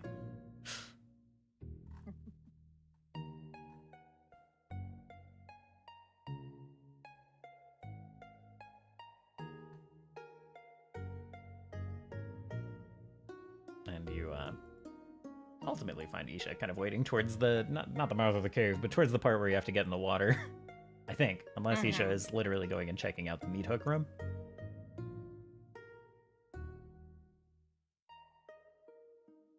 Oh, no, I'm sorry. What did you just say? Don't worry about I it. have already left. I just forget that it's been a long time. I just can never remember how to actually leave. Yeah, no. See, there was a meat hook room. The trolls have a larder. Oh, okay. Not a concerning meat hook room. Just Not presently concerning. No, I'm long gone. Okay. If this water is running, I've been in here for 35 seconds. I've been gone. Okay. All right. So you guys eventually all make your way downriver and out of the cave.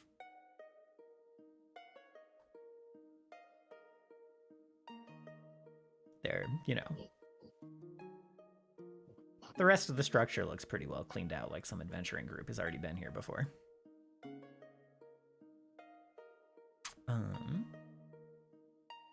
Guess we'll go to this map.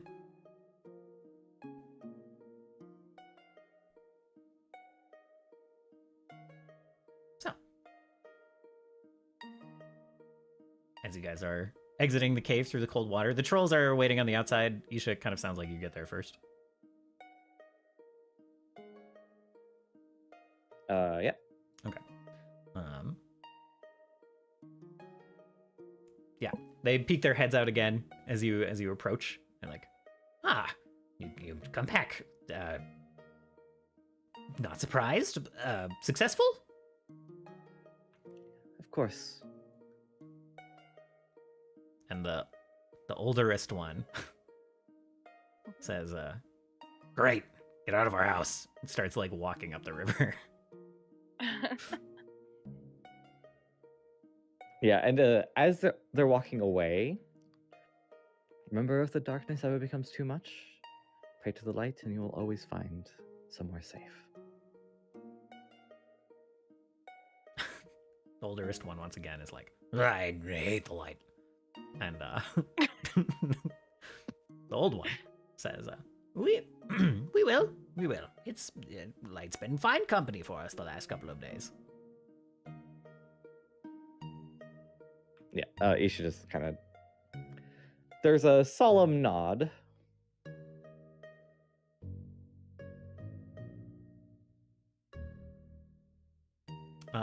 The other three start like heading up the river as well, and the old one kind of like tilts her head a little confused, but she'll turn and start walking too.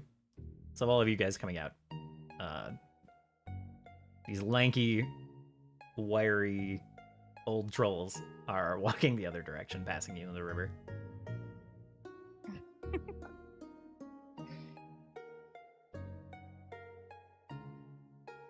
At least we know they're pleased with our work here. Pleased. Slow. Well, you're welcome regardless. Yes, thank you, says the old one.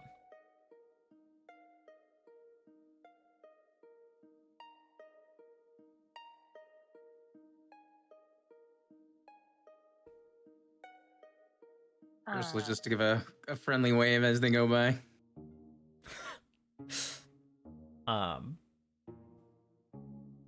The one in front gives just a rude reaction. It's just like, again, you know what? She waves back. Oh. Everyone else probably sees it as a flippant, like waving you off, like just like flicking their wrist at you, just like go. And the others kind of like nod to you and with a little bit more respect.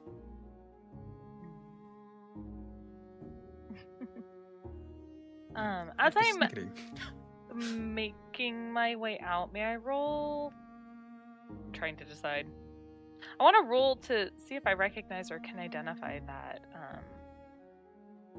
centaur. Go for it. That spoke to me. Religion or do you have a lore? I have nature would work. Nature would work. Braving. Okay. I'm like, I don't think I have a relevant lore skill.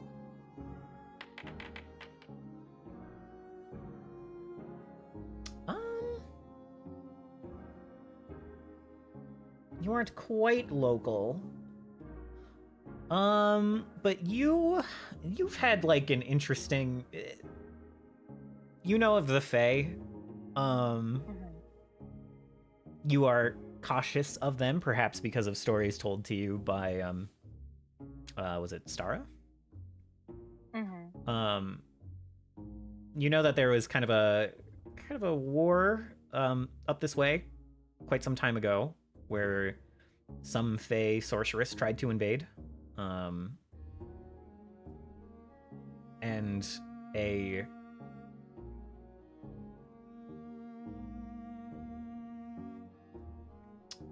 but the stories don't say a centaur, but some of the things she said line up. There's a Jane half-elven who is supposedly with her band of companions and heroes drove back this Fae invasion at great cost. This invasion, one might say. Yes. But the stories suggest Jane half-elven was like a half-elf, half-human. They don't really. It's a little confusing. It's like some of the things line up, but some of the things don't with the stories you've heard. Okay.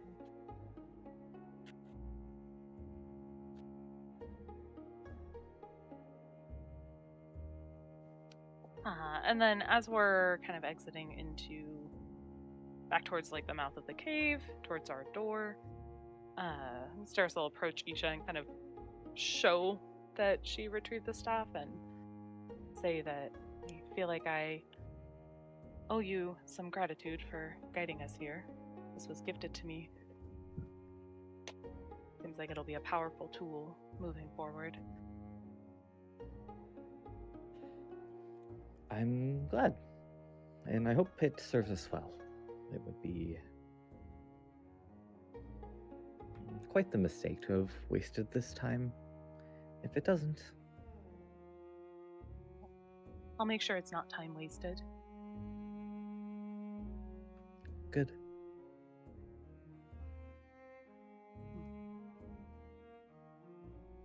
Does the name Jane Half-Elven have any meaning to you? Not personally, I guess. I guess I'm trying to piece together some stories I heard. That you would. I don't think you were present for that bit of the conversation. It seemed you took off quite quickly after we defeated our enemies. But there was. I know plenty of stories.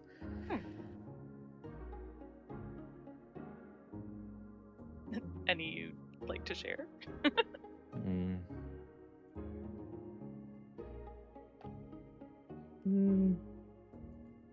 About Lady Jane, or?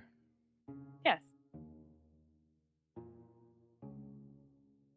Well, I know that the stories are quite wrong about her true appearance.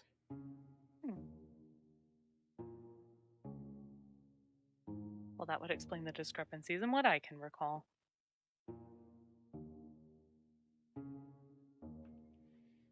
I also know that she was a follower of Denala. Or maybe that was co-opted after. It's difficult to tell. That was during a period of inactivity. That's an interesting revelation.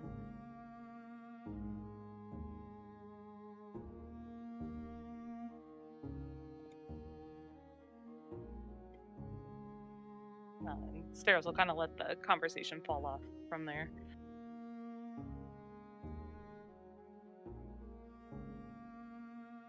All right. Then you guys get back to the door. You do not wish to presume that you want to go through it? Yes. All right. You open the door. You all pass through. New helping hand acquired.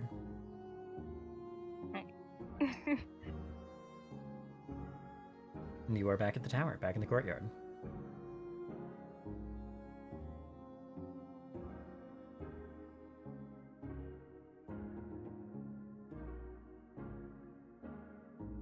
That was eventful. I'm going to stay away from salad for a few days.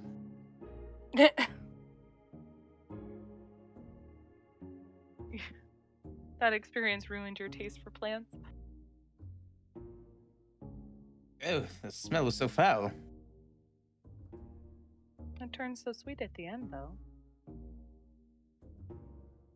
Yes, I suppose that is true.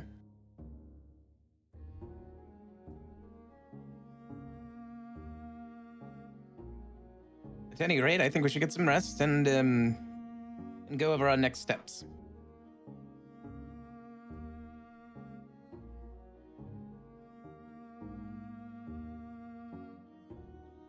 Yes, we need a plan for the future.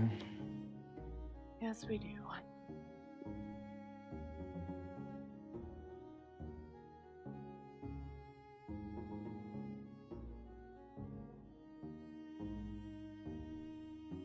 What time of day is it? Devolve into table talk of what the heck we're going to do next. Yeah, I don't think that took us all day. I think it's like noon. You guys can certainly nap, get food, kick your feet up. Probably a little early to technically long rest, but whatever works. That would be an incredibly early long. Well, Isha isn't anticipating fighting again, so she doesn't actually rest. Yeah, you guys can all top off health. I imagine that there's patching up that is done, and refocusing and all that. But yes, refocusing and all that.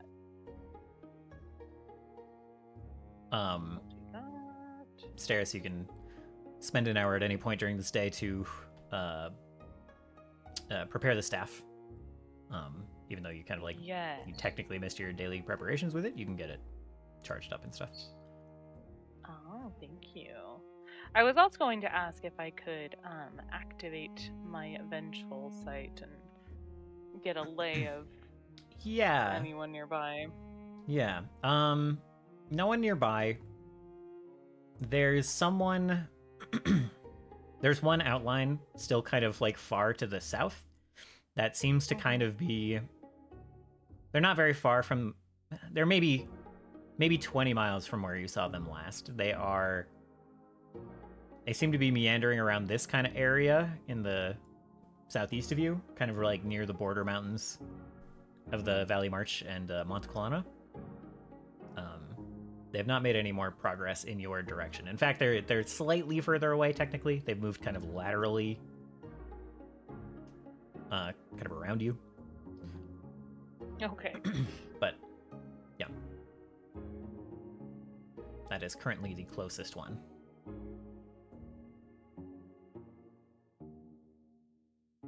Okay.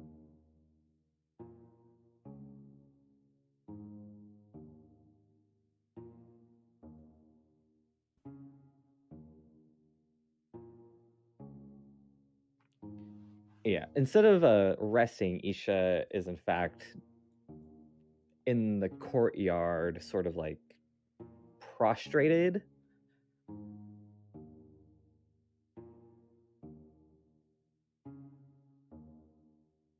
Okay. And that's she spends most of her time there, in fact. Okay. Is there any sort of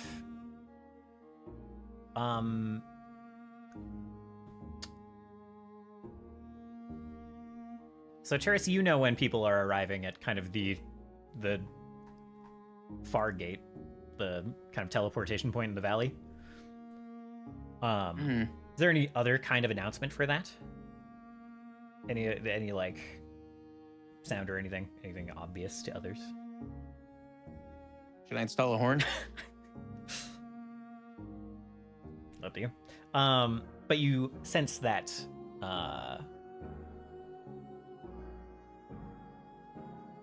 was blanking on who was with her. You sense that Aldane has returned at that teleportation point, along with, I believe, Naya and Katoda? Yes. They've already been here. They're already kind of like welcome guests, so you don't need to usher them in. They just kind of teleport up to the gate. So Isha, maybe you hear like a vague kind of popping sound in that direction, as well as anyone else in the courtyard. The thing that Isha is doing is she is not going to like she's not going to stop doing what she's doing. Okay. What she's doing is she's not stopping what she's doing. Correct. There's to her there's basically nothing more important than what she's doing. So okay.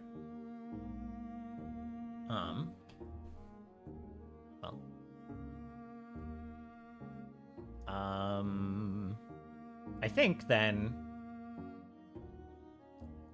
you maybe vaguely notice that Asilia is like waiting for maybe just like a minute or two, and then she approaches and she sets just a bundled pouch down kind of vaguely near you, and then heads inside and does not interrupt.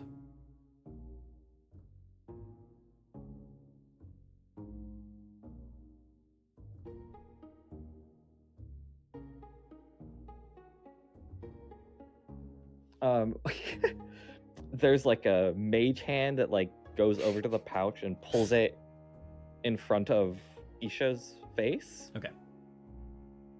And then it like opens it to see what's inside. Okay.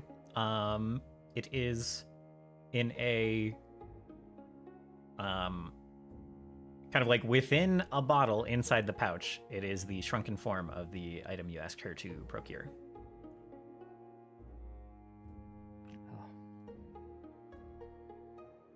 This will make it much easier.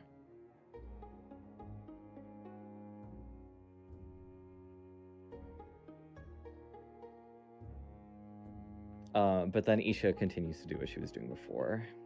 Yeah. This is Isha up in her secret tower, yeah? No. Isha's in No? the main courtyard. Oh! Yeah. Just hanging out, just hanging out. It definitely not hanging out. It is It looks like she's praying. Is probably what what it looks like and is if you are close enough to hear her.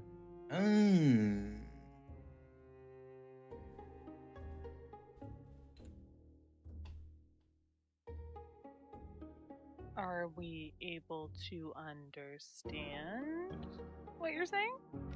I don't know. Are people out there? I mean, I had imagined. I kind of have been playing that Steris has been quietly observing Isha for like the entire time we've known her. So I would imagine if she notices Isha's doing something, she's gonna try to figure out what the heck's going on. So yeah, maybe I'm not being obtuse about it, but I'll be try. You keep hearing the word Vahamashma keep being repeated, kind of like in a melodic way. But like beyond that, the words are probably a little bit gibberishy. Interesting. Religion check to know what the hecky that is.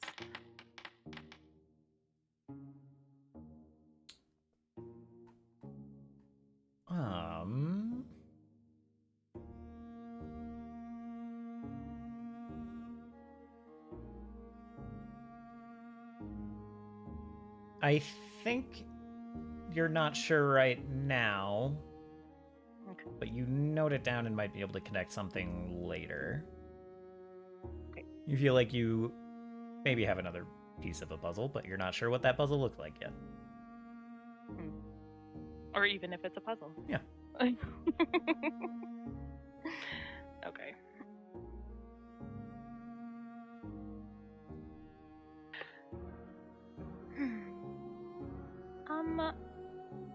Well, getting that snippet, I think Steris will kind of slither away, leaving Isha to do whatever the heck she's doing.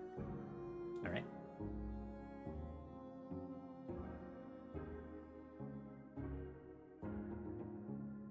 Anyone else have any asides they would like to do, or do we get the group together and have the what are we doing next discussion?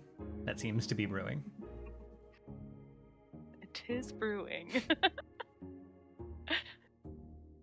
Yeah, Turris would just go back to the library, see if he could do any research on any of that stuff he just saw himself, and/or Okay. kind of write his own notes about it. Yeah. Okay, so you're writing notes, grabbing reference material. What aspect of it would you like to investigate? That's a good question.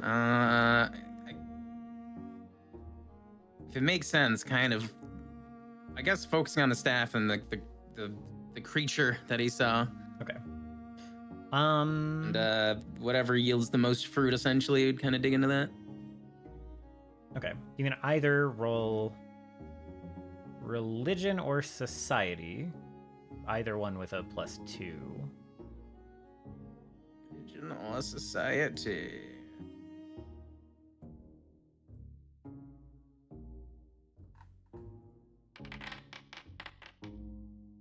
Ooh, doggy. Yeah, there are Temelian folk stories about a hero named Lady Jane Half-Elven and her band of heroes. You can get the names of all of them. They're not really going to be relevant, but you know, there's a collection of individuals. Lots of elves and half-elves. There's like a halfling and a dwarf. And a human wizard. I think that really covers all of it. And yeah, they kind of like I told Steris, they fought in kind of a war against this Fey invasion, against a person known as the Sunstead Sorceress. None of these stories describe Jane. They just use her name, Lady Jane Half-Elven. They're very specific that like that there was like a halfling and a dwarf and like 2 elves and a half elf, along with her and a human. But they just like don't mention anything about her heritage beyond her name. It's kind of strange.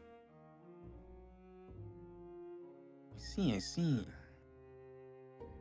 Does mention the staff. Only mentions that it was a gift from like a denizen of the Feywild of the First World. Who kind of sided with Lady Jane and the others. And the, like, I don't know. These Tamilian stories you're reading kind of frame it as like, oh, she was one of the good ones, and it's kind of gross.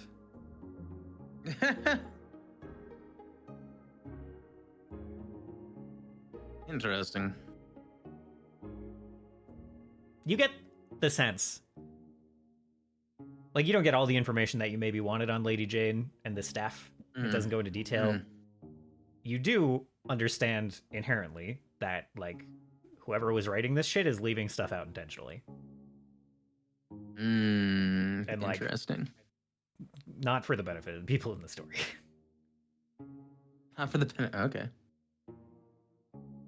Good to know. Catalog this. Curious. And when it feels time, close his book and head downstairs. Okay.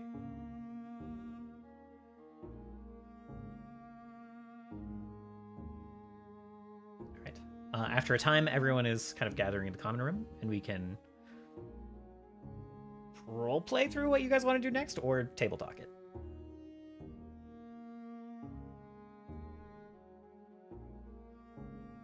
A little column A, a little column B. Yeah. Yeah, a mix of both. So where are we at? What quests do we currently have like open and available right now? We can use Like- the fancy quest Yeah. tracker that we have not been updating. Yeah, Do we have to update I that? haven't been touching it. I thought it was our responsibility if I was remembering correctly. Correct. Oh, I didn't realize that. We finished. Where's which button is that? J. I'm gonna just like mark the devil came down from Valley March is done. Thank you. I was trying to figure out how to do that. I think I just have to move it to resolved. Oh, there you go. Okay. I'll figure it out. Move to. It's a thing in the upper right. All right, resolved.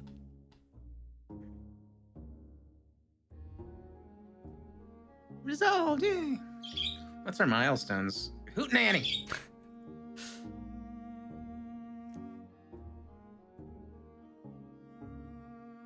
How cute. 10,000 years did not make Asia's heart grow fonder.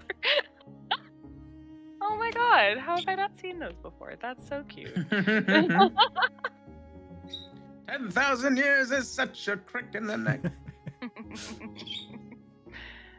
Oh my goodness. Okay. Looking through these. Turkon just wants to eat. I think we should proceed down this acquire maidens quest. Wish I could see who made these.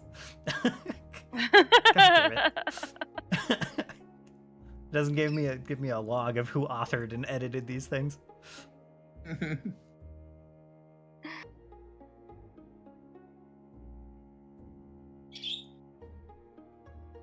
Seems like whatever's happening north at the religious sites, we don't have enough to go on to like particularly investigate any. And if there's like an actual like a retinue of forces there, we might be a little outgunned. Well, we just know that they're moving towards them. We don't know that they've secured them all. True. Perhaps we could get ahead of it. And frankly, if we're anywhere near Steris' temple, which I think we are, or could be, that would be where she would want to go.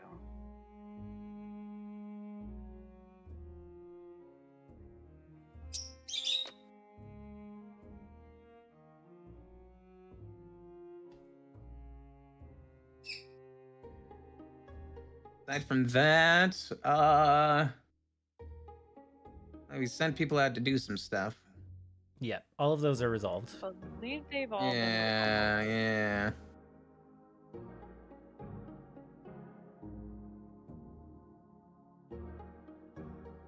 Is there anything we want to send our people out to do now?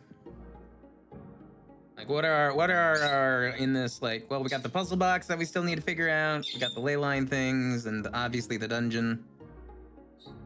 And Steris' vengeful sight. So we could, like, we could go. Do we know if Steris' temple is one of the ones being targeted, or is it not north enough? Oh, definitely not north enough. The map that you guys gleaned was all the way up in Lanova, which is Lanova. Yeah.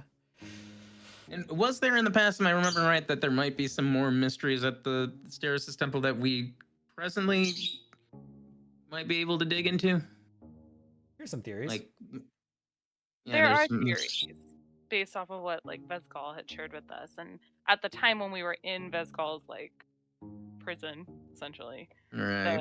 the temple that was depicted there was familiar to Steris, Yeah. which Right. made me to think it was reminiscent of where she grew up. So perhaps mysteries to be uncovered there. She also would very much like to see if where she buried all of her family was disturbed, Oh. because the hand resurrected at least one of her sisters. Perhaps checking that would let me know if any more of them were affected by the same fate. Right. And you told us about that, right? Yeah. We had a whole discussion about Sig, but I don't Right. think she's shared openly her concerns about her other deceased loved ones being afflicted with the same. Potentiality. Yeah. Okay. So we either can do vengeful sight stuff, go to the temple. What is it? Going down below is a no-go. That's enemy territory now. The Technically, so is Steris' temple. Yeah. oh, is it? Yeah. Yeah. A little less dangerous probably than then- going directly to where the Seraph's tower seems to be. But her temple's right outside of Monte Calana. Yeah. Right. It's like- Montclair being the top side city, right? Correct. Yeah, it's kind of the name that people give like kind of the dwarven side of the Commonwealth of Montclair. So there's kind of the mountains that are the dwarf kingdom known as the Montclair, and then there's Sarosa, the human kingdom, and Steris' temple is like kind of right in the middle, like on a mountain slope leading down into Sarosa, the grasslands.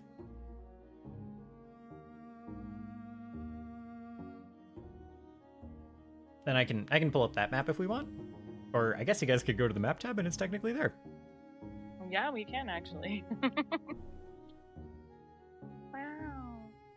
So I imagine, I can't like ping, but I imagine that Steris' temple, and Sarah, you can just actually have total say over this, but I imagine that your the temple where you were is kind of like near that river in the south, near kind of the headlands of that river. Correct. Yeah. Oh. I can place a marker. Yeah. Ah. And you guys can obviously see where, like, Montclair is up there in the north. Kalmacourt is down in that chasm, and then the Sarosan capital of Bhavan is not far from that. And the Sarosan capital is where that human king that we saw down below was from, right? Yes. Okay. And so when they talk about the Mhm. human army, the Sarosan army marching, like that is probably where they are mobilizing and gathering. Yeah.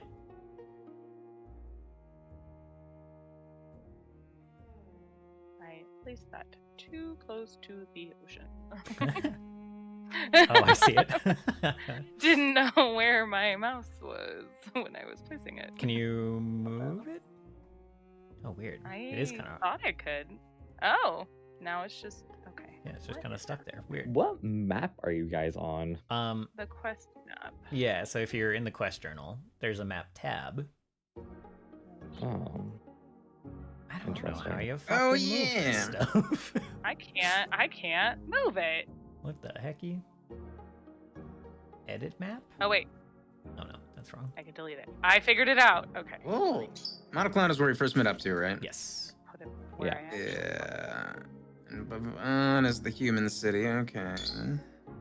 Sorry, I could have hit show players and just forced this into all of your eyes. Well, I thought we were looking at the Commonwealth map, like just in the map.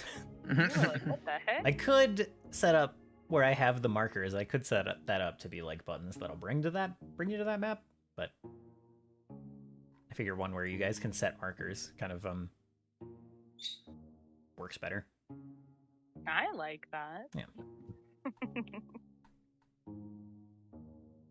Yeah. So Starus' temple is there, kind of in the south. Not like quite in the mountains, but in the hills nearby. Yeah.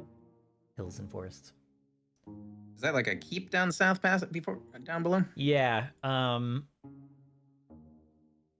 Yeah, there's like a military keep kind of in the south. That's not like the border of Sarosa, but it is kind of the most defensible place for their army to fall back to if like they're attacked from the south.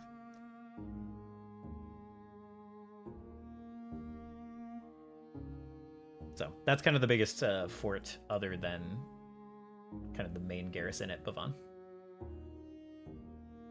So we want to avoid that place. Yeah, that is concerningly close to Starus' temple, but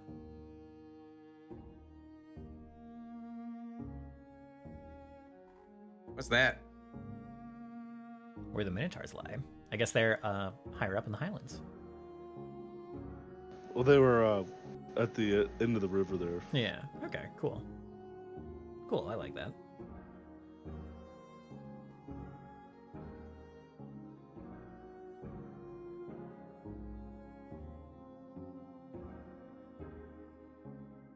The thing is, we don't have an army to mobilize of our own. We're basically special forces having to go all behind enemy lines here, huh? Is there a reasonable way to sneak on over there? That's a question for you guys, not for me. I can just never remember where the maps connect. Oh.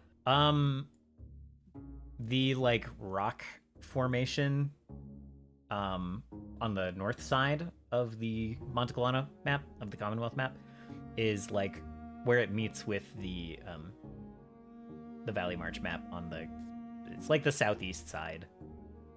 So the Valley March isn't north of this, it's like northwest of this. If that makes sense. The journal map. Where's the journal map in relation to the big map? Southeast. Is it past this, or is it somewhere in this explored territory?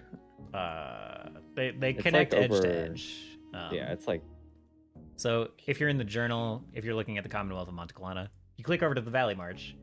The place where it's kind of like the bottom right border of the Valley March map meets up with that rock wall on the north side of the Commonwealth map. Hmm.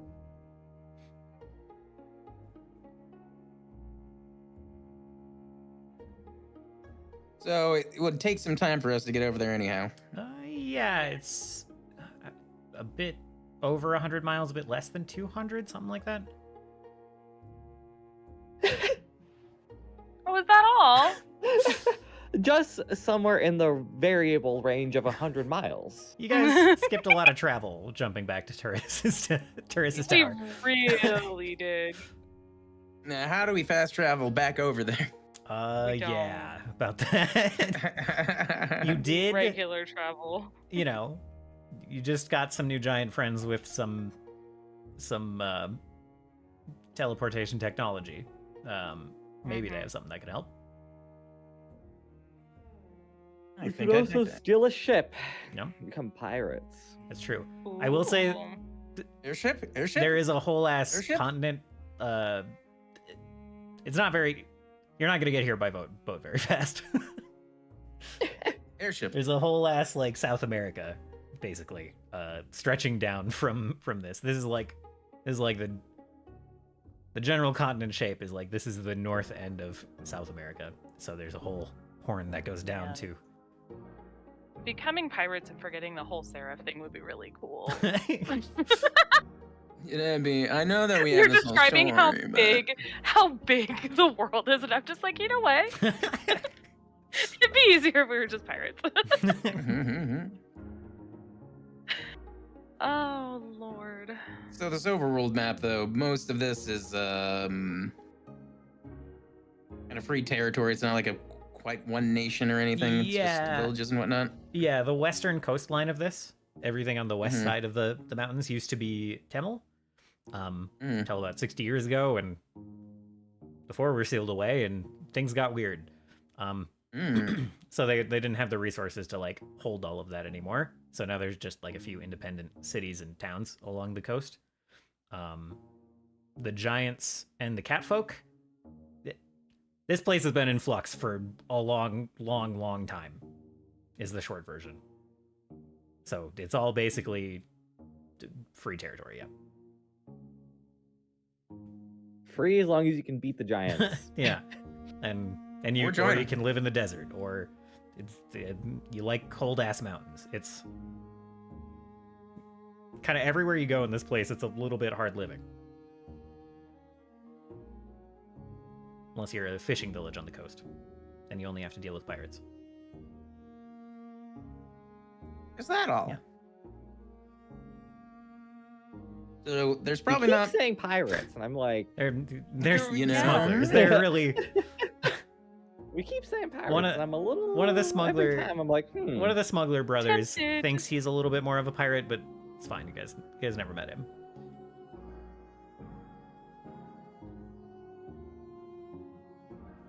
We have two options. Well, actually, we have more than two options. Way more Yeah, than we two. have more than way two. more than so. We have Here we have 7 is- obvious options. How was that it? But they don't really feel like options to me. That's like my problem. In the quests.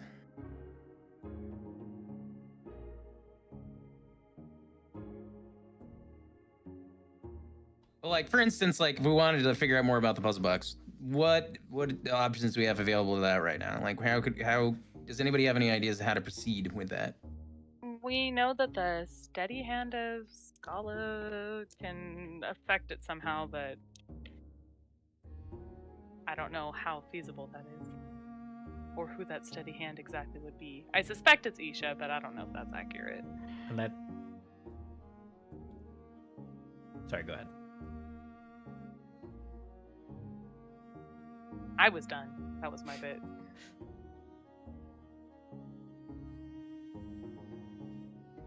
The hand, we don't have any. I mean, we can kind of do what the hand's doing. We can go around the area and start recruiting followers ourselves. See if we can't rally some sort of militia here in this area. In Shackled, I don't think we're gonna see them again anytime soon. But hopefully, I'd like to think that. hopefully what we left behind, especially sowing rumors and stuff, might provide long-term gains by the end of things. Oh yeah, and we got Farley too, don't we? Mhm. Where's the last time we saw him? He's gonna go find a boat. Yeah. We had sent the Pahu to try to see if he could hear or see anything, but Yeah, I don't think that was effective. he's not exactly a tracker, but he has put out feelers to see if anyone sees him, see if he comes this way. Mhm. I feel like you guys got.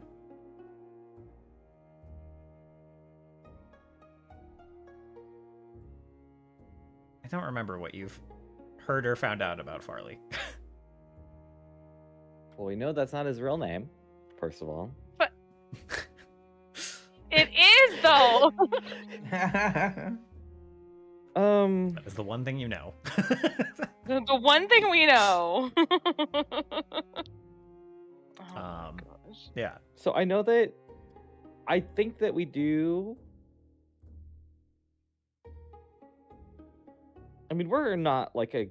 So here's the thing: as long as the Seraph himself is not like going to these temples, I think it's fine to go.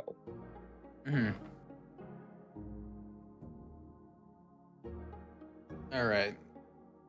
So I guess and when I say we have two options, what I meant is we can either do something close nearby or we eat ourselves back to the other side. Nothing. I don't think any. What's the closest nearby thing is Steris's vengeful sight.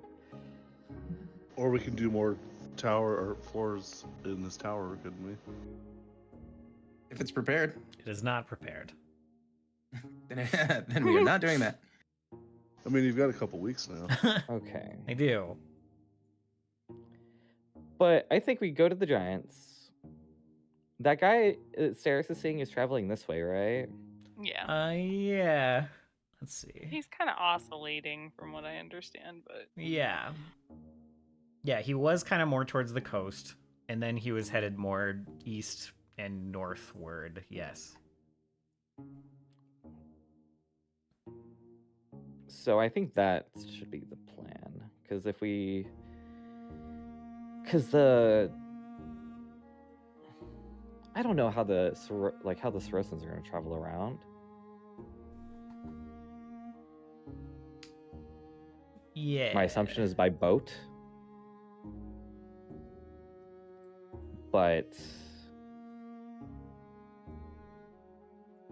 we might be able to beat them if we can sort of like...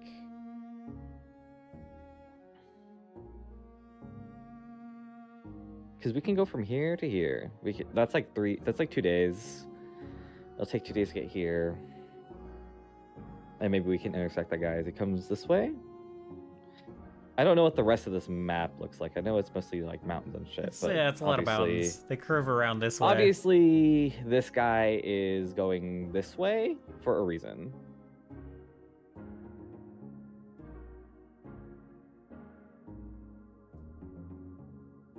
Like, he's oscillating, but you don't like track him every hour, right? So no, not every hour. it's like, Once a day, I'm able to see. Technically, you can activate it at any time. Technically, you're just ignoring really? him most of the time. Oh! I am so used to seeing him in my vision at all times, I have to block him out. Yeah. It's... but yeah, my gut feeling says he's going this way. Like, that's my gut feeling. I'm all for moving forward with my murder plans. So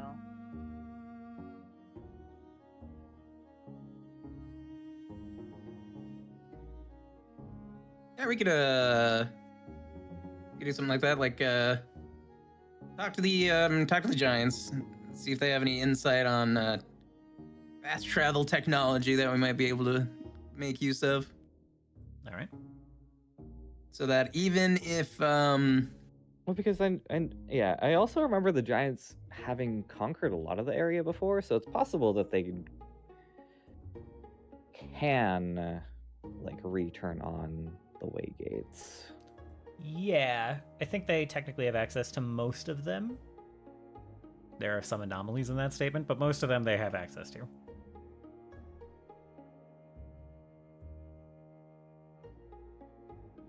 all right, so we're on our way to Steris' temple and perhaps No. also to the Vengeful Site too on the way. Mostly to the Vengeful Site, and Temple is undecided. Oh, okay. It's mostly more revenge and murder. Yeah, I guess wait, so IDS sent us So IDS's map is up here. IDS is... Yay or nay? What about IDS? The things he was looking at. Oh, yeah, right. The stuff that was marked on the Sarahtonin battle maps. Yeah, that's all, like, past the edge of this map. That's on the map I gotta make. But it's, it's, like, straight north. That's gonna take them quite some time to get over there, considering we're, like, in the middle, and they're gonna have to go through this. Whether they march or go by boat, it'll take them time. Yeah, and I know that IDS has... I know that this is a way gate. Yeah, player knowledge, there is a jump point all the way up there. And, like, you know, the impression he gave is that the way gates could get you mostly anywhere in the Valley March, or, like, within 2 days travel of anywhere in the Valley March, pretty much. So it's pretty strong.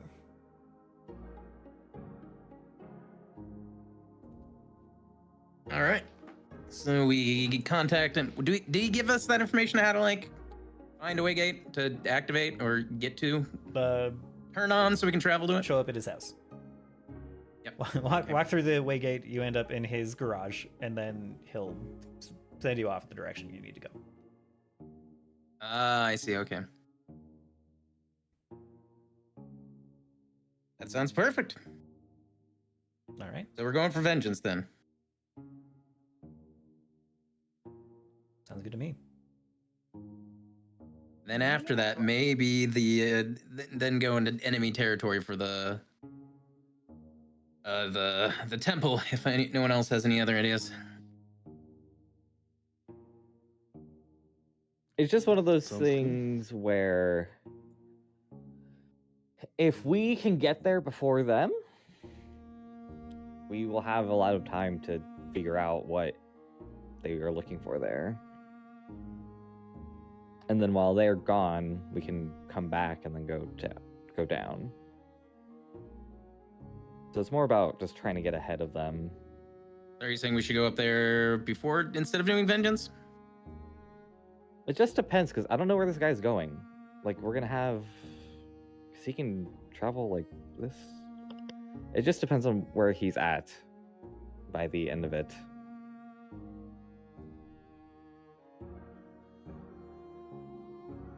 I'm not saying not to do it. I'm just saying I don't know what we're doing just yet because I don't know where he's going. If that makes sense. I'm gonna go to town and buy some more maps so I can fill this thing out. I didn't imagine a lot of the campaign would take place here. More of it has than I expected. We'll see if I work on this. You don't have a lot of other maps, so yeah, I just I don't know. Yeah, I guess I'll work on this one instead of Lanova. I mean, our intention is to go to Lanova. Yeah, I need to do them both. Like, congrats.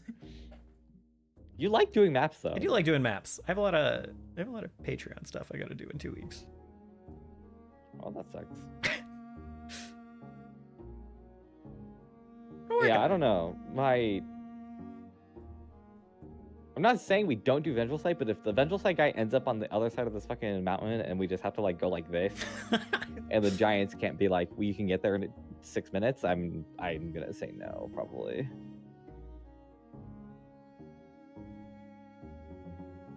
And it's possible that maybe eventually in the future there'll just be a chance for Stairs to murder all of them in one go. So who knows? Oh, that would be convenient. Some kind of revenge torture Some kind game. of meeting. Yeah, maybe if we just put it Revenge off, reunion. if we put it off for long enough, things will get so shitty for everyone that they all have to go to the same place. Yeah.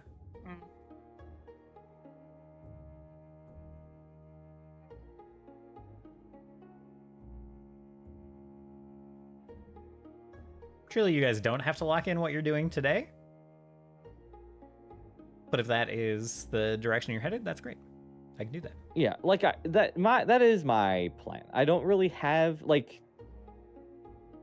because if we go this way, it's possible that the giants can get us down here. Yeah. But it's also possible that maybe they just don't have anything there for us, Right. and then we have to walk through the mountains the hard way. Yeah, they. I know if we go this way, we can skip this like 5 days of travel. 'Cause it's like you travel way less in the mountains. Yeah. Did Ideas say that they were mounting the forces to go there already, or he foresees them mounting the forces? Like, Said he saw Sorry. them mobilizing now. Mobilizing doesn't actually mean they have Moving, left. just- Yeah. It's like they are preparing to move, but they have not crossed any borders yet. right.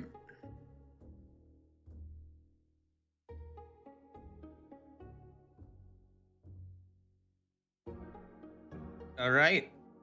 So vengeful or north? What is everyone feeling? It is not or. What do you, I mean, which one first? We don't know because we don't know where the vengeful site is going to be. Right. Okay. We have the. We are going north.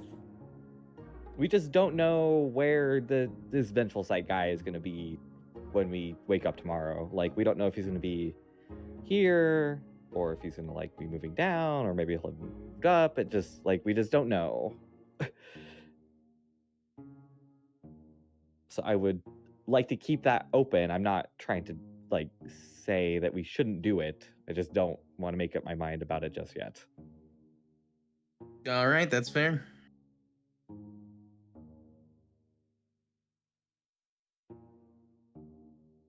All right. That's all largely good with me. Yeah, fair enough. I have 2 weeks to prepare, so I'll probably be good to go. Varys, for my skill tree, I just need to pay attention to if there's any requirements to take something. It is yes. Most things do not have a requirement. Mm-hmm. But yeah, you have to follow kind of a line from one of the outlined ones, I guess. And you kind of already see how it works. Like, you've taken Apothecary's Garden, so now you can take Sprout Ally. Yeah, okay, that's what I was seeing. Yeah. Got it. I was just confused because it was saying I could take it, but it was in the middle of the, tree, and I'm like, is that okay? Yeah, it's not like... Do I have to start at the bottom Nah, and nah. work my way up? Or... It's not Okay, bottom to okay. top. It's like, there are a couple of different starting places. Yeah, that's what I'm seeing. Okay, thank you Yeah. for clarifying. Varys, how kind do you feel this week? We did a lot of murder. A lot of those We did a things lot already. of murder. You did do a lot of murder. I'm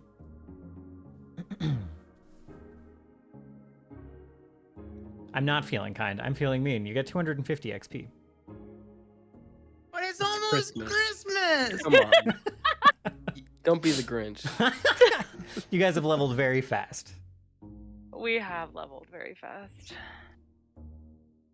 And this is the last time we'll level 950. very fast, for a while, This right? will be the last level of 2024.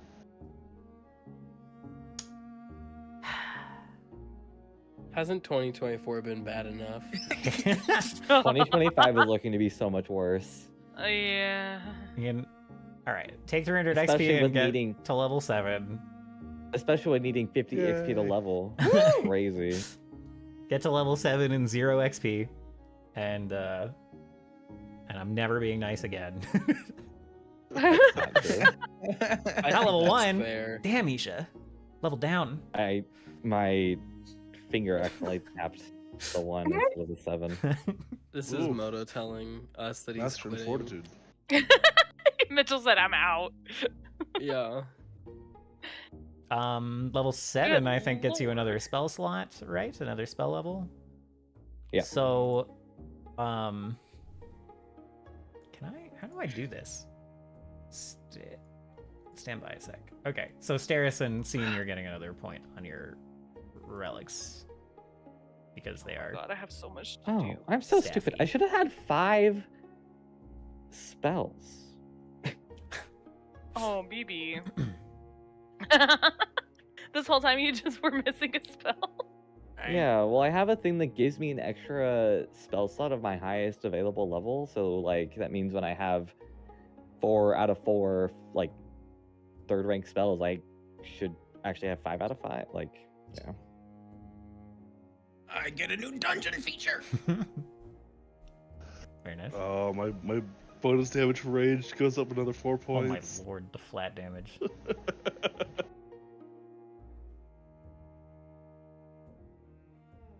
Sarah, I accidentally stayed up very late just writing the flavor text for these. It was like completely done. And I was like, I want to do flavor text. Appreciate it. It's funny because that I was over here like, okay, I gotta pick my stuff, and then I got distracted reading all the flavor. Good. So Excellent.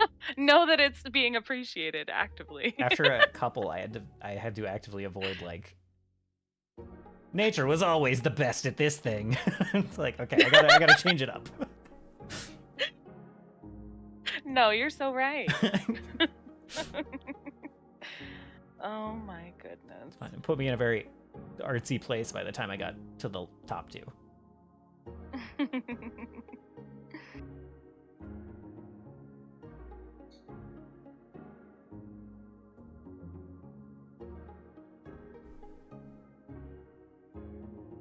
Man, okay, I have like a million things I have to choose now. Whee!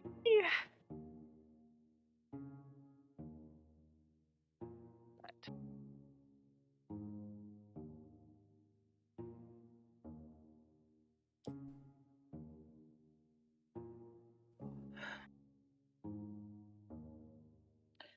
I will save that for later. I actually gotta hop off, y'all. All right. See ya. Catch you later. Later. Thank you for GG's. running. See you Think we're later. playing. And we're not playing next Saturday. Correct. Are we gonna try to play on the 4th? I think That so. would be the next Saturday. Yeah. If no one has any blockers on the 4th, we'll play on the 4th. Yeah, I should be good. I'll put it on my calendar. Should be good. Let me know if it changes. Okay. All right. Later, y'all. Merry Christmas. Merry Christmas. Merry Christmas. Happy New Beer. Bye. Bye. Alright, I'm gonna go wrap up stream real quick too. I will be back to babble with whoever wants to chat. Alrighty. If I can click Discord without... Alright. Alright, be right back. Alright. Thank you everyone for hanging out for Pathfinder. I had a delightful time. It was a fun session. Finally got this staff taken care of. We're gonna see if I can find anyone to raid. Not gonna hang around today. I got some stuff I gotta do before work.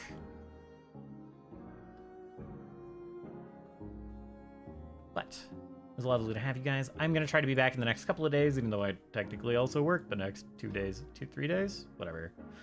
It's confusing. But then Tuesday night, I have off for once. So maybe I'll be back Tuesday night, maybe I'll make it on before then. Not 100% sure.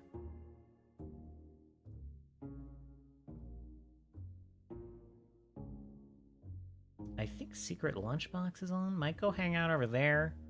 Bit of a classic. Growing my grandpa. What the?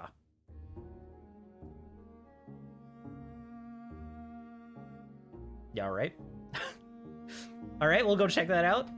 We'll go grow a grandpa with Mr. Secret Lunchbox. That sounds wild. It sounds wild.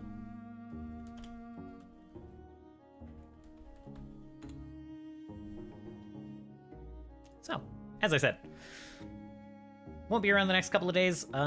Probably. I might try to hop on and do some music stuff. I'm gonna be getting things ready for upcoming streams. On New Year's Eve, I'm going to be trying to do kind of a song-a-thon thing. It might just be a 12-hour stream, but any people who subscribe, any people who donate like $5 of bits, I will be doing a Blitz composition for. The Blitz compositions are coming back. It's been a little while. Tried to do them in August and keep them as a regular thing, and then I was like, oh, I don't know, I don't have time with the new job. So we'll be trying to do that on New Year's, and that'll be good fun. In between the Blitz compositions, I have a plan this time. We're going to be working on old Blitz compositions and turning them into full songs.